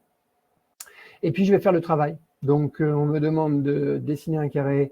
Eh bien, on y va, avancer, pivoter. Bon, c'était pas très difficile. Hop, pivoter, avancer encore, pivoter, avancer encore. Je pense que ça doit faire à peu près quelque chose qui convient. On va vérifier ça tout de suite parce qu'on va pouvoir ouvrir le simulateur.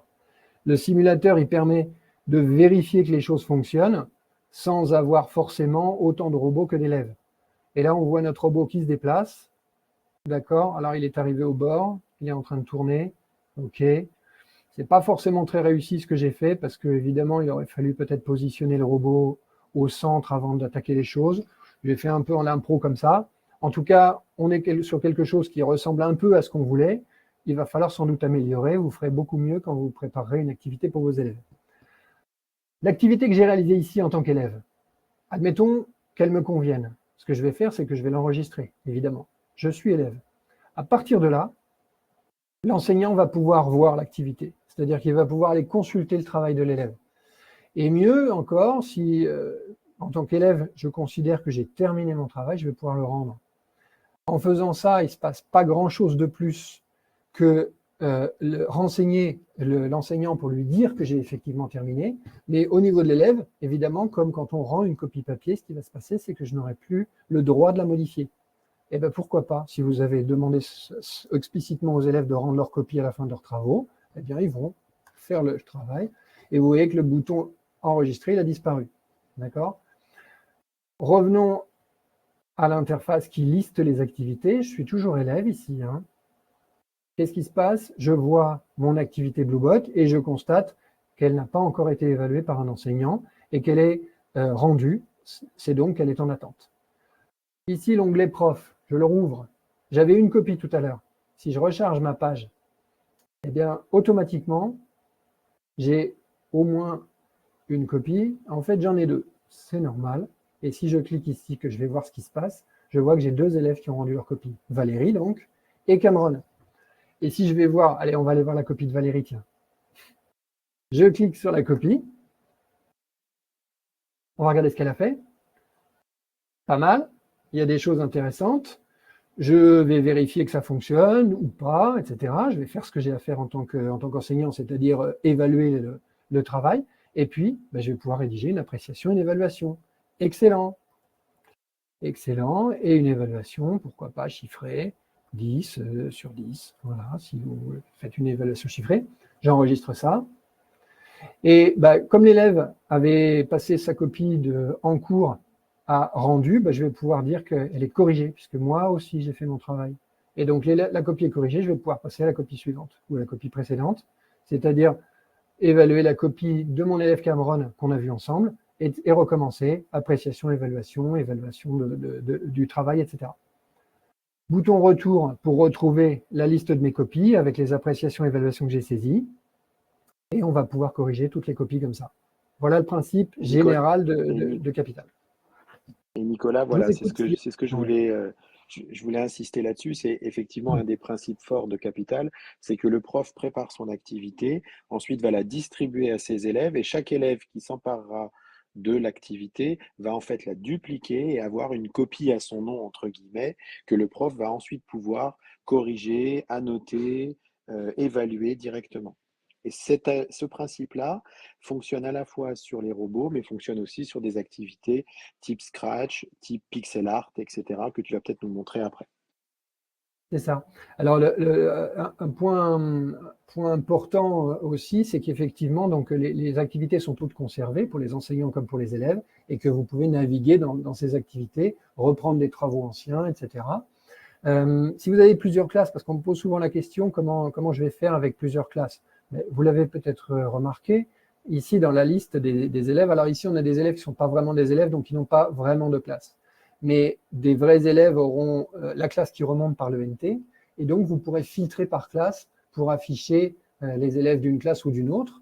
Et puis, autre possibilité, ça peut être intéressant aussi de procéder différemment, c'est-à-dire que cette activité Bluebot ici que je vais proposer à une classe. Alors là, je suis en train de me rendre compte que je parle à des enseignants de primaire, premier degré, et donc vous n'avez qu'une classe. Donc je vais arrêter ça. C'est pas forcément passionnant, mais ça pourrait quand même avoir un intérêt sur les années. C'est-à-dire, vous avez proposé une activité une année à une classe, et puis l'année d'après, vous voulez la proposer à une autre. Plutôt que de repartir avec votre liste de copies que vous traînez de l'année dernière, vous allez cloner l'activité. En la clonant, ce qui va se passer, c'est que vous allez créer une copie, donc identique, évidemment, mais avec un titre différent et surtout avec un code de partage différent. Alors, le titre, on peut le changer, parce que là, ça s'appelle copie 2. On va faire en sorte que ça s'appelle Test Bluebot 2024. Voilà, puisque admettons que l'autre, ce soit celui de l'année dernière. OK, Nicolas, 2024, j'enregistre ça. Même dans le premier degré, on peut avoir des enseignants qui sont sur plusieurs classes. Bon, alors j'ai bien fait d'en parler quand même. Ça peut marcher dans le premier degré aussi. Merci. Et donc, vous avez deux codes de partage, donc, que vous pouvez distribuer à vos deux classes distinctes, ce qui vous permet de vous y retrouver un peu dans vos copies et de ne pas avoir un mélange un peu difficile qui risquerait de vous embrouiller.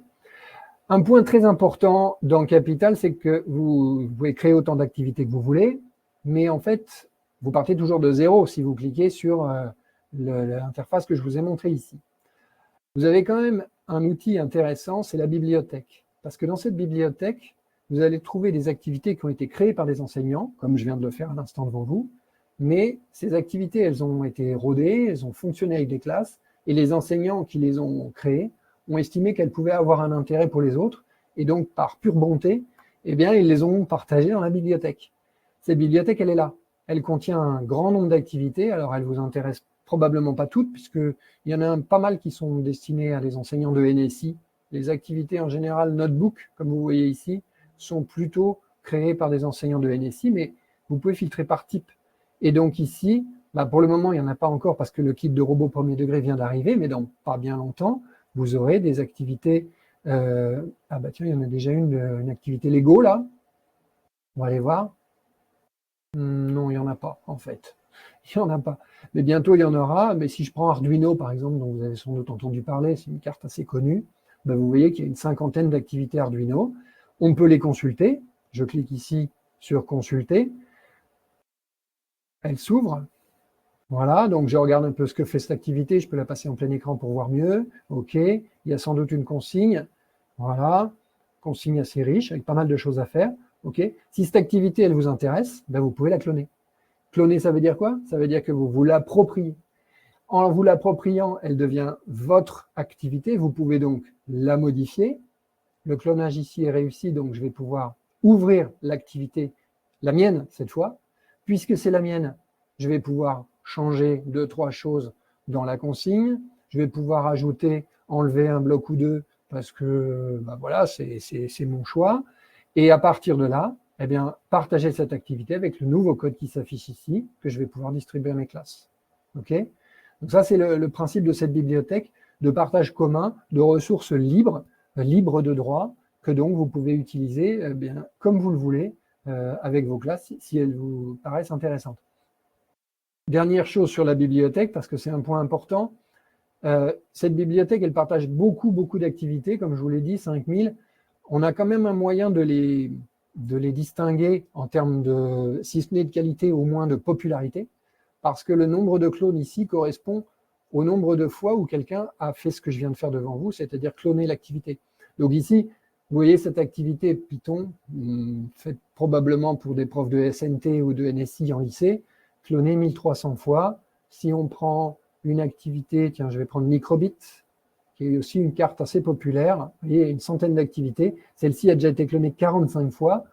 Un lancer de dés, c'est vrai que c'est rigolo de faire un lancer de dés avec une carte Microbit. Et donc, c'est quelque chose qui marche bien sans doute, puisque cloner 45 fois, ça veut dire qu'elle plaît. Et donc, probablement, ça vaudrait le coup que j'y jette un coup d'œil si je me lance sur une activité de ce type. Donc, n'hésitez pas, quand vous créerez des activités par vous-même, à les partager. C'est très simple de partager une activité dans cette bibliothèque, parce qu'il suffit d'avoir une activité créée, comme ici notre Bluebot de tout à l'heure, notre test Bluebot 2024, le bouton « Cliquer pour partager », et là, vous renseignez les champs d'indexation qui vont permettre que cette activité soit correctement présentée dans la bibliothèque ou qu'on puisse la retrouver facilement. Voilà. Je pense que j'ai fait à peu près le tour en général. Maintenant, si vous voulez qu'on regarde sur des choses en particulier, il faut me le dire. Nico, il y a 2 questions. La première, c'est est-ce que tu peux nous remontrer doucement le chemin pour accéder à tous les robots du kit? Puisque pour l'instant, c'est dans l'interface, la nouvelle interface, et dans la recherche contextuelle qu'on peut trouver l'info. Oui, alors je vais le faire lentement, tu as raison, parce que aujourd'hui, l'interface, il y en a 2. Alors on arrive à un moment un peu charnière où on est en train de changer d'interface. C'est-à-dire que ça, ici, celle que vous voyez maintenant, c'est l'ancienne interface qui va pas tarder à être remplacée par la nouvelle, que vous pouvez voir en cliquant sur le bouton « En test » qui est ici. D'accord? Donc, dans cette interface, vous ne trouverez pas les robots du kit premier degré. Il faut impérativement que vous alliez sur l'interface de nouvelle génération, mais qui sera déployée à la rentrée des vacances de la Toussaint. Donc ici, vous cliquez sur le bouton « En test » si vous n'êtes pas dessus. Et dans le bouton « Toutes les activités » qui apparaît ici, d'accord, ce bouton-là, « Toutes les activités », vous aurez très bientôt, là encore, toujours la période charnière, très bientôt, vous aurez un groupe qui s'appellera « Kit robotique premier degré », dans lequel vous trouverez les 5 robots.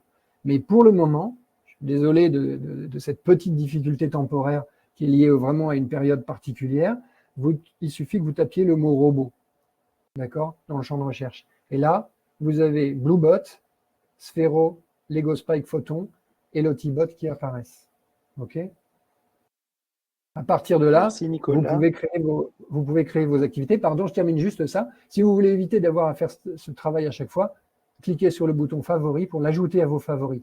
Alors, ils apparaîtront directement ici, vous voyez, Bluebot, Sphero, Spike et Photo.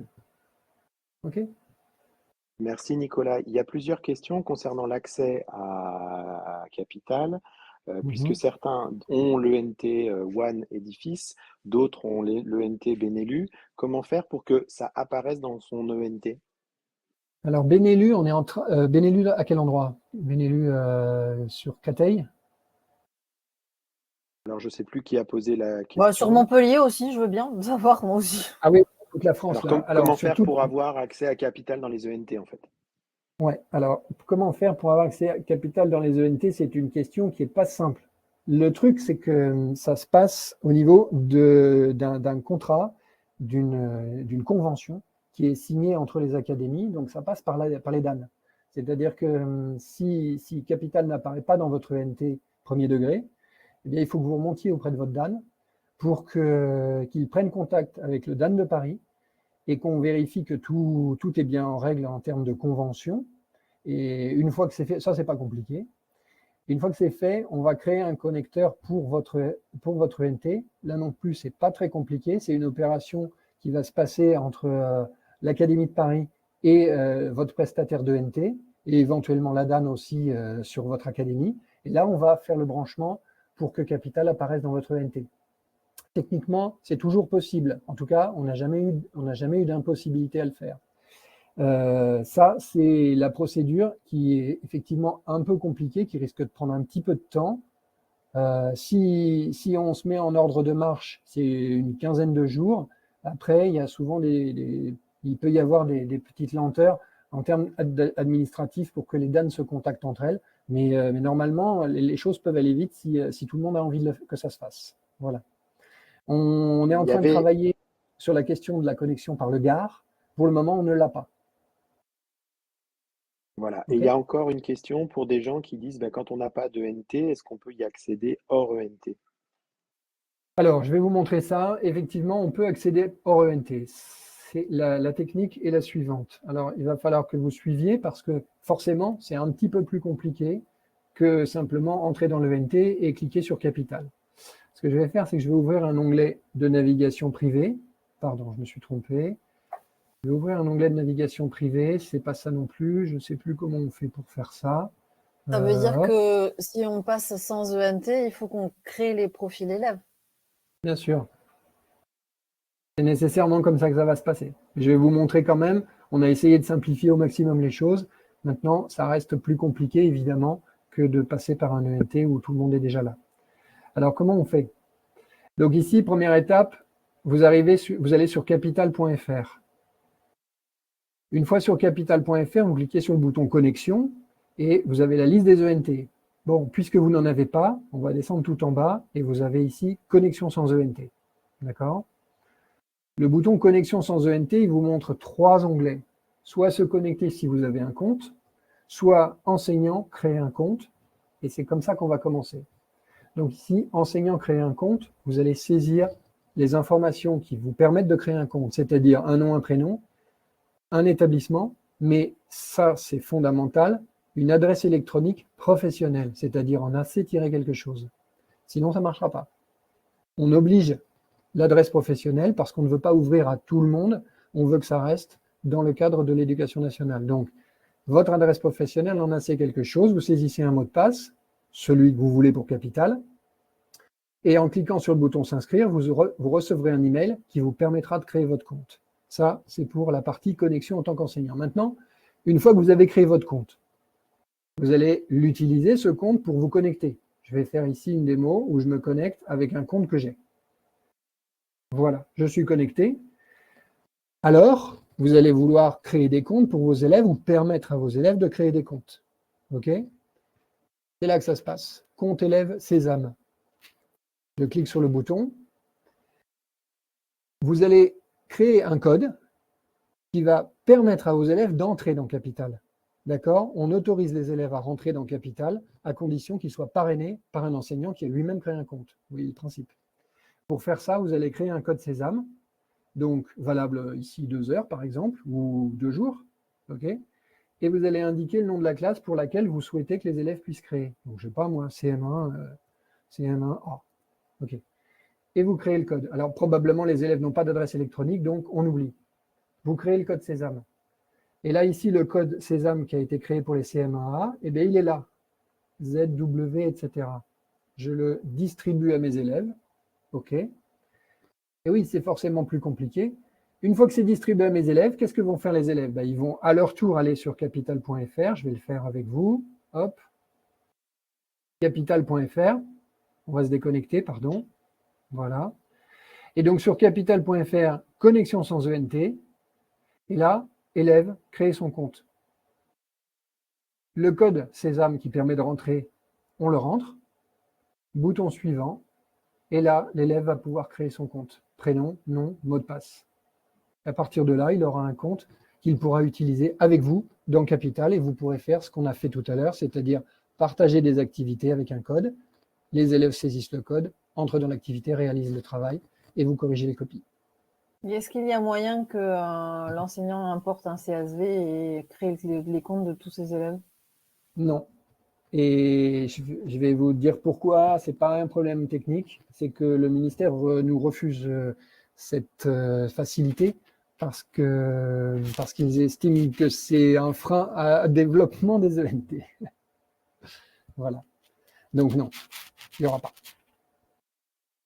Est-ce que Nicolas, tu peux nous montrer une activité, je dirais, traditionnelle, premier degré dans Capital, qui serait un équivalent de Scratch? Oui. Alors, Scratch ou un équivalent peut-être plus simple que Scratch? Peut-être plus simple que Scratch. Allons-y. Oui, parce qu'il y avait des questions dans le chat par rapport à de la programmation, pas que par bloc type Scratch, mais des programmations plus basiques, on va dire, type Scratch Junior, en fait. Alors, c'est vrai que Scratch, le défaut qu'il a, c'est que le nombre de blocs est quand même assez important et que les élèves qui découvrent Scratch sont souvent perdus dans la multiplicité des blocs. Donc, je vais vous montrer une activité qu'on a créée justement pour pouvoir démarrer la programmation par bloc sans être perdu au milieu d'une quantité invraisemblable de blocs. C'est l'activité Pixel Art. Donc, c'est une activité qui va permettre de travailler. Oui. Juste avant, Nicolas, il faut préciser que rien n'est installé en dur sur la machine. C'est-à-dire que Capital s'exécute uniquement dans un navigateur à jour et qu'il n'y a aucune installation de logiciel à faire, ce qui pour les robots est super pratique et qui pour Scratch aussi, ou l'équivalent de Scratch, permet de s'affranchir d'une installation en dur de l'application, même si je sais que par ailleurs Scratch existe en version online. Tout à fait. Alors, l'activité Pixel Art, donc pareil, hein, sans installation. Je vais en créer une rapidement devant vous ici pour vous montrer un petit peu. Pixel Art. On y va. Enregistrer. Alors, comment elle fonctionne cette activité? Vous avez une grille ici de 5 sur 5, d'accord, largeur 5, hauteur 5. On démarre avec un curseur en X02 et Y01, d'accord? Pas besoin pour les élèves forcément de comprendre ce que ça signifie, mais enfin vous y retrouvez, d'accord, la position de la flèche au départ. Alors ce qu'on va faire, c'est que vous voyez le nombre de blocs, il est hyper réduit ici, puisqu'on en a quoi? On en a une toute petite dizaine là. Et donc ce qu'on va faire, c'est qu'on va faire un petit programme de dessin où on place 2 cases rouges, on avance, on met une case en jaune et puis on va tourner à droite, avancer et colorer à nouveau en jaune. Si je dessine le programme de construction, j'imagine que vous avez une petite idée de ce qui va se passer. Allons-y. Voilà. On peut même le faire en mode pas à pas pour voir ce qui se passe, dessiner. Et vous voyez que on a la coloration. Tiens, on ne voit pas la flèche. Ah si, voir la trace. J'aurais dû cocher cette case, excusez-moi. Hop. J'efface et je recommence, voilà. C'est mieux comme ça. Voilà, déplacement, coloration, rotation, déplacement, coloration. OK? Donc, j'ai créé l'activité. Ce que je vais faire, c'est que je vais la déconstruire. Hop. Voilà. Alors, je vais mélanger un petit peu pour que ce ne soit pas trop simple non plus. Voilà. Et l'activité dans l'état où elle est là, je l'enregistre. Si j'enregistre cette activité et que je reviens sur ma liste d'activités, Donc, mon activité pixel art, elle apparaît en premier, puisque c'est la dernière créée. Elle est là. Je n'ai aucune copie. Et j'ai un code de partage. Et ce code de partage, je peux le distribuer aux élèves. Allez, on va aller voir ce qui se passe. Copier le code de partage. Je retourne dans mon onglet élève, ici, l'onglet orange. Je colle le code de partage. Si je vais trop vite, vous me dites, hein, parce que je ne vois pas les réactions dans le chat, donc il ne faut pas hésiter à m'arrêter.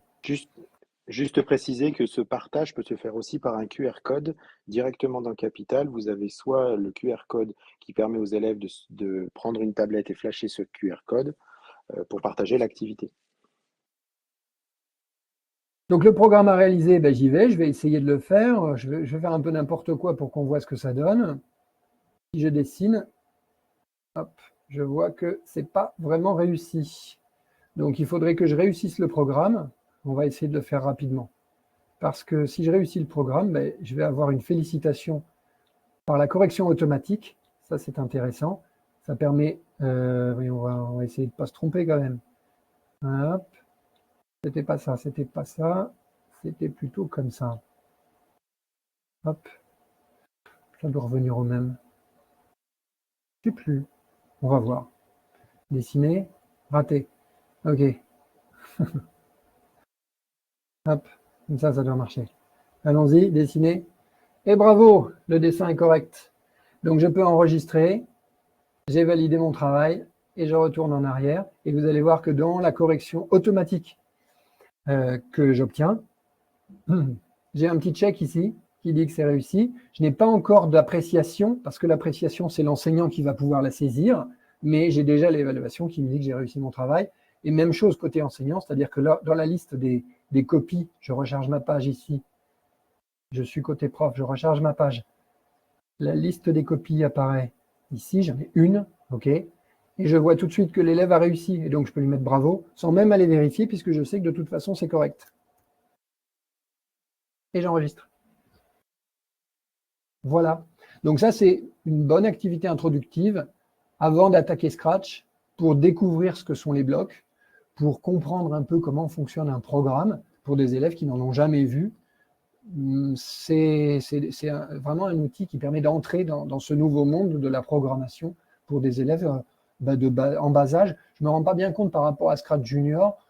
Ce n'est pas exactement la même interface. Elle est peut-être un peu vieillotte. Alors, on est en train d'y retravailler. Il y aura une nouvelle version dans quelques temps qui sera beaucoup plus moderne. Mais le principe sera à peu près le même. Tu peux nous montrer l'alternative à Scratch qui s'appelle Codablock? Bien sûr. Tous les collègues revoient effectivement l'interface que l'on connaît de Scratch. L'avantage ici, c'est que c'est intégré dans Capital avec la surcouche Capital qui permet à l'enseignant de préparer l'activité, de donner la consigne et de partager son activité avec ses élèves. Allons-y, toutes les activités. Donc Scratch, chez nous, c'est un pingouin et pas un chat. Codablock. On y va, je vais créer une activité Scratch. Je l'appelle Scratch. Voilà, je l'appelle comme on veut. Scratch démo, tiens, très bien. Hop. Et enregistrer. Vous allez la reconnaître. Elle n'est pas différente de celle dont vous avez l'habitude. La voilà. On va faire une activité dans laquelle il faut faire glisser en position aléatoire le pingouin 10 fois quand on appuie sur le bouton. OK? Voilà. Truc simple. Et là, l'intérêt, c'est que, effectivement, on a un petit plus par rapport à Scratch, c'est qu'on va pouvoir écrire une consigne. Et donc, la consigne, ce sera déplacer 8 fois le pingouin en position aléatoire. La consigne est écrite, le programme, il est prêt. En tout cas, il y a les blocs nécessaires. Je pourrais complexifier les choses en ne mettant pas tout, hein. J'enregistre. Là, ici, on va dire qu'on est toujours sur une entrée dans le monde de la programmation pour des élèves débutants. Et donc ici, retour en arrière, comme d'habitude. Je retrouve ma liste d'activités qui s'affiche avec mon activité Scratch Démo, son code de partage que je copie et que je vais pouvoir utiliser en tant qu'élève pour aller faire l'activité. On va aller voir ce qui se passe quand même. Allez, une dernière fois. Hop. Ici, je suis élève, je colle le code de partage, ou je le saisis à la main, hein, ce n'est pas très compliqué non plus, E84C-436-4246. Ça peut prendre un peu de temps, mais on ne va pas y passer 1 heure non plus.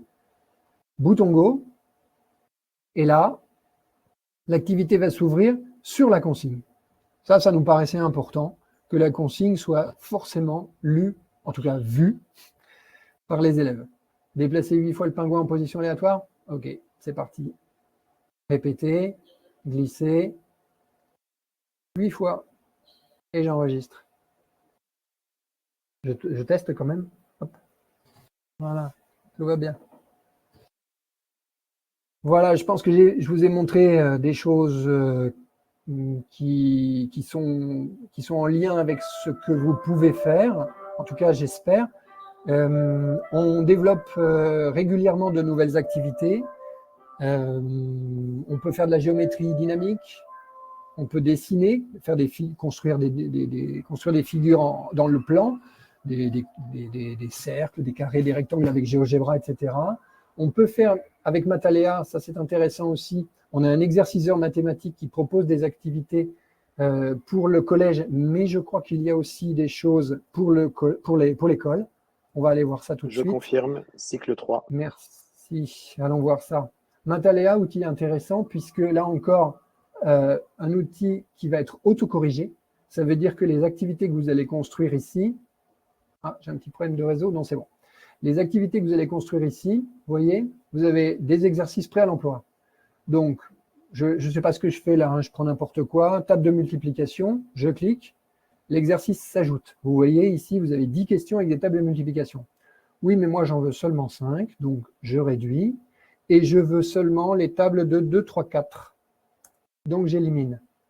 OK, donc j'ai 5 questions avec les tables de 2, 3 et 4. Ça correspond effectivement à ce que je vois. Je vais rajouter un deuxième exercice avec des tables d'addition. Je descends, il est là. Pareil, je veux seulement 5 questions. Hop, non, allez, 4 questions. Et puis, valeur maximale, on va dire 20.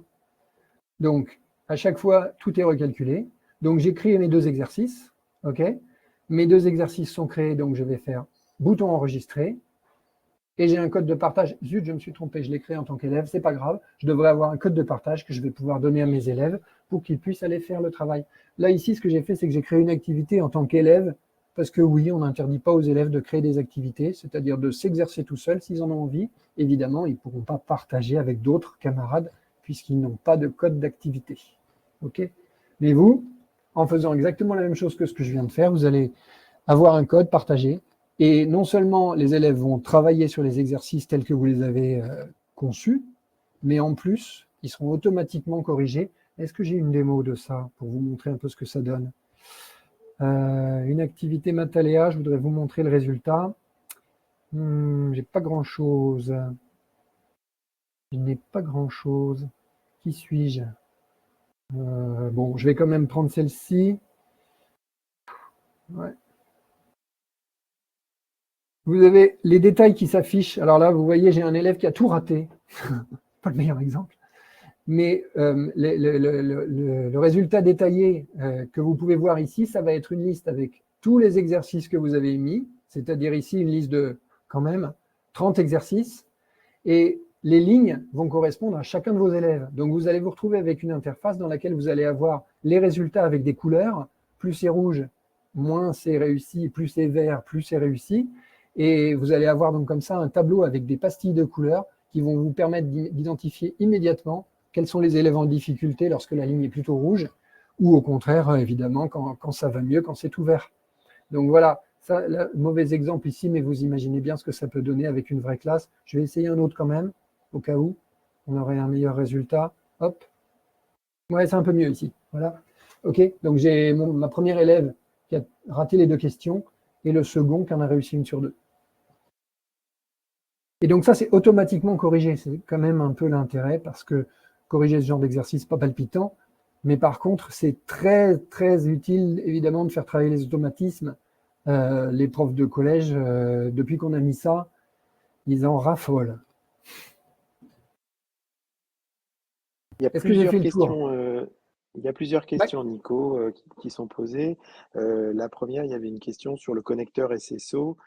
qui n'est pas disponible sur l'interface One SaaS. Comment ça se passe? C'est parce qu'il faut vous le demander au préalable.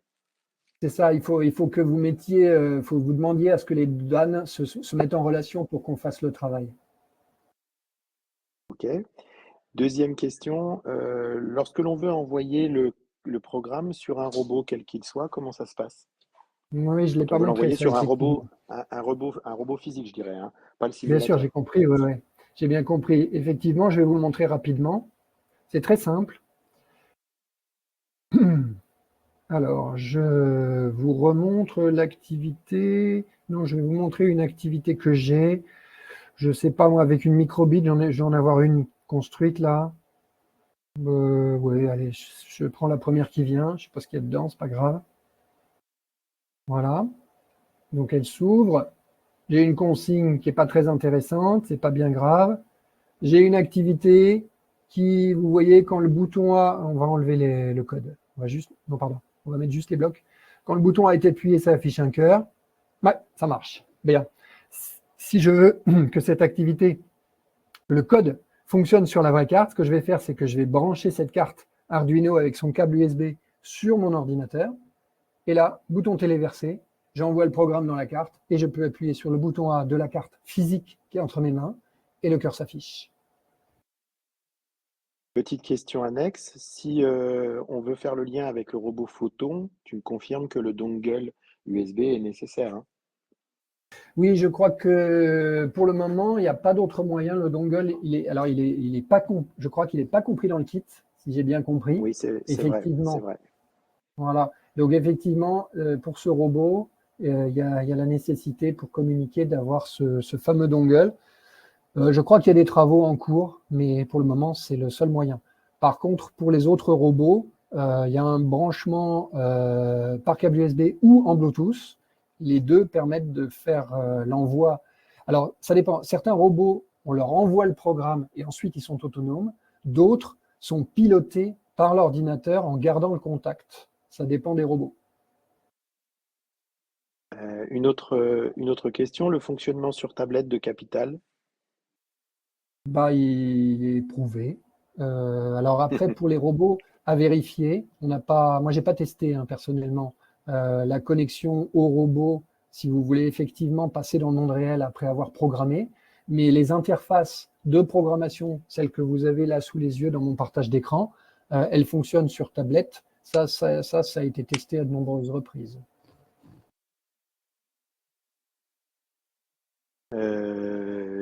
Dernière question, la documentation est-elle disponible?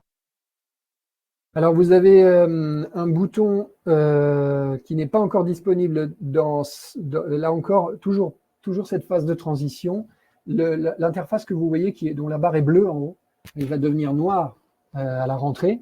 Et vous aurez pour chaque interface, en cliquant sur les 3 petits points ici, la possibilité d'aller consulter l'aide.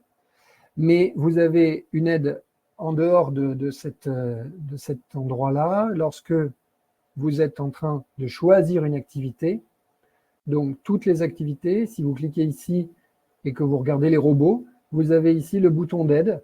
Donc, je vais prendre le Mbot ici. Oh, bah non, je vais prendre une autre. Je vais prendre le Loti. Je ne sais pas, par exemple, le Lotibot. Si je clique sur le bouton d'aide, eh bien, j'ai une interface qui s'ouvre et qui m'explique un peu comment fonctionne le Lotibot et comment l'utiliser dans Capital. Vous avez ça sur tous les outils de Capital. Un point important que je voudrais redire parce que je pense que c'est quelque chose qui donne une plus-value aussi à Capital, c'est que il y a une homogénéité dans les interfaces. C'est-à-dire que vous programmiez un robot Loti, que vous programmiez une carte Arduino, que vous programmiez n'importe quel robot, et en fait, bientôt, n'importe quelle activité Capital, on est en train de les faire converger. Eh bien, vous avez une homogénéité, les interfaces sont quasi identiques. Ça, c'est important parce que si vous voulez passer d'un robot à l'autre ou vous-même découvrir les robots, c'est vrai que se familiariser une interface, c'est pas toujours simple. Là, vous avez quelque chose qui est relativement homogène et c'est du temps gagné, quoi, pour tout le monde, pour vous, pour vos élèves. Nico, tu assures le service après-vente sur Capital? Moi, tout seul, non. Mais vous avez la possibilité quand vous cliquez sur le titre Capital ici, d'accéder à la liste de discussion. Cette liste de discussion, c'est un groupe sur lequel vous allez pouvoir vous inscrire et vous recevrez, alors peut-être un peu beaucoup, mais enfin bon, vous ferez un filtre dans vos emails pour ne pas être pollué, mais vous allez pouvoir recevoir les différentes questions qui sont posées à l'équipe Capital, les différentes réponses que nous apportons, mais que d'autres utilisateurs apportent, parce qu'en fait, c'est très collaboratif tout ça. Et donc, si vous avez des questions, si vous avez des besoins, des retours, ça peut arriver, des retours sur une amélioration, peut-être même un bug, ça arrive aussi, eh bien, vous les faites remonter via cette liste en envoyant un email à capital@groupe.renater.fr. Après, vous êtes inscrit sur le lien que je viens de vous montrer, que je vous remontre, donc sur la page d'accueil Capital, liste de discussion. Voilà. Une dernière question Pardon. Est-ce que l'équipe de Capital sera présente à Educatech et après? Bien sûr, on sera tous présents le vendredi. Normalement, on sera au complet. Et puis, on sera là les 3 jours. Peut-être pas tout le monde, mais vous pourrez venir nous voir et discuter. Peut-être même faire avancer les choses sur les connexions aux ENT si vous venez avec votre DAN. C'est l'occasion, c'est un bon moyen de se rencontrer et de donner un bon coup pour démarrer des projets comme l'accrochage dans un ENT. On a fait ça l'année dernière avec quelques académies et ça a gagné beaucoup de temps. Juste une question par rapport au téléversement, parce que là, on l'a fait sans téléverser directement au robot. La synchronisation du téléversement du programme au robot, ça fonctionne? Oui, quand c'est une fonctionnalité que le robot permet, ouais, ça fonctionne. Il faut brancher le robot, attendre qu'il soit détecté par le système d'exploitation, qu'il apparaisse en USB dans la liste. Et là, quand vous déroulez la liste, vous allez le trouver. Et vous n'avez plus qu'à cliquer pour envoyer le programme dans le robot. Mais quand on a créé l'activité Bluebot, j'ai cru voir par Bluetooth qu'on pouvait l'envoyer.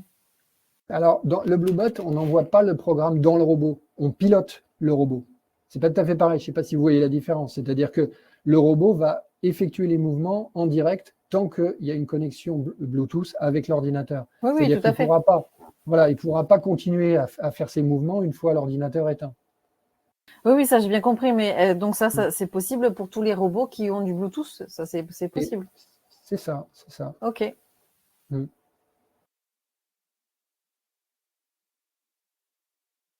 D'autres questions ou on peut remercier la représentante pour accorder le NT École de notre région académique. J'ai déjà demandé Aurélie en fait en même temps en parallèle. Je n'ai pas attendu. Ils m'ont dit qu'ils allaient regarder. Super. Mais Aurélie, je suis d'accord pour que tu pousses aussi de ton côté, comme ça on sera 2. Oui, mais je suis côté toulousain, donc je le fais du côté de Toulouse et toi du côté de Montpellier. Ah ouais, t'inquiète, moi ça y est, j'ai déjà fait remonter à Sébastien en même temps en direct. Ok, je vais le faire aussi. Nicolas, merci.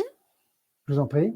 Peut-être qu'on aura d'autres questions et qu'on vous fera passer directement. On verra.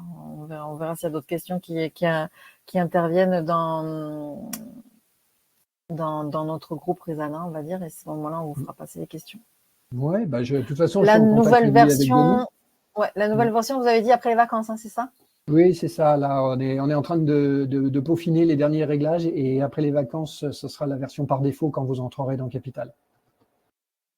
D'accord. Et le bloc, on va dire, kit robotique, pareil? Pareil. Ok, très bien.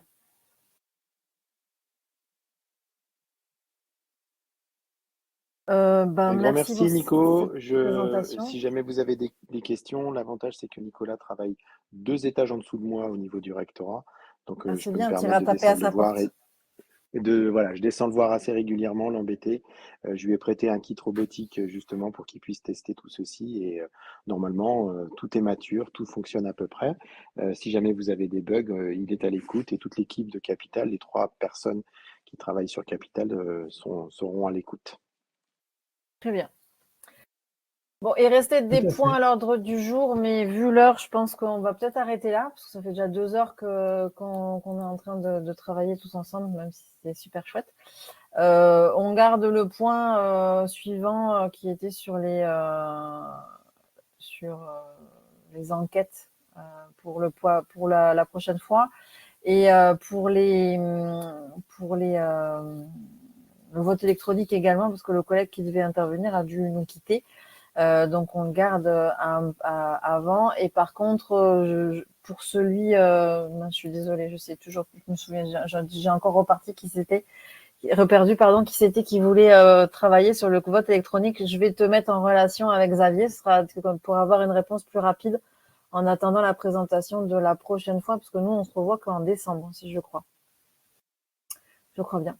Voilà. Donc je récupère les notes partagées, je récupère aussi la discussion, parce qu'il y a il y a des questions qui sont intéressantes et que je vais sans doute garder pour remettre aussi sur Rezana, et je mets tout ça sur Rezana.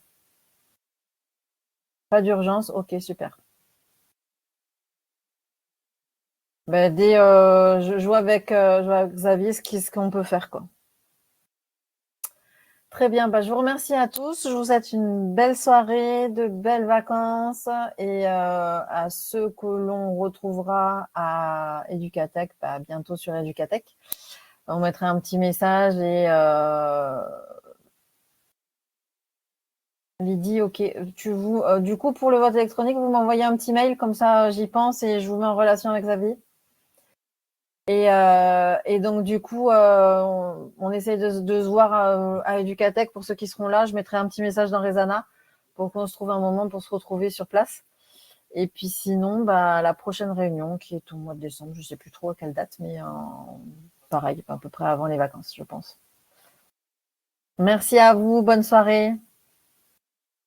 Merci à tous, au revoir. Merci à Denis pour le lien avec Capital.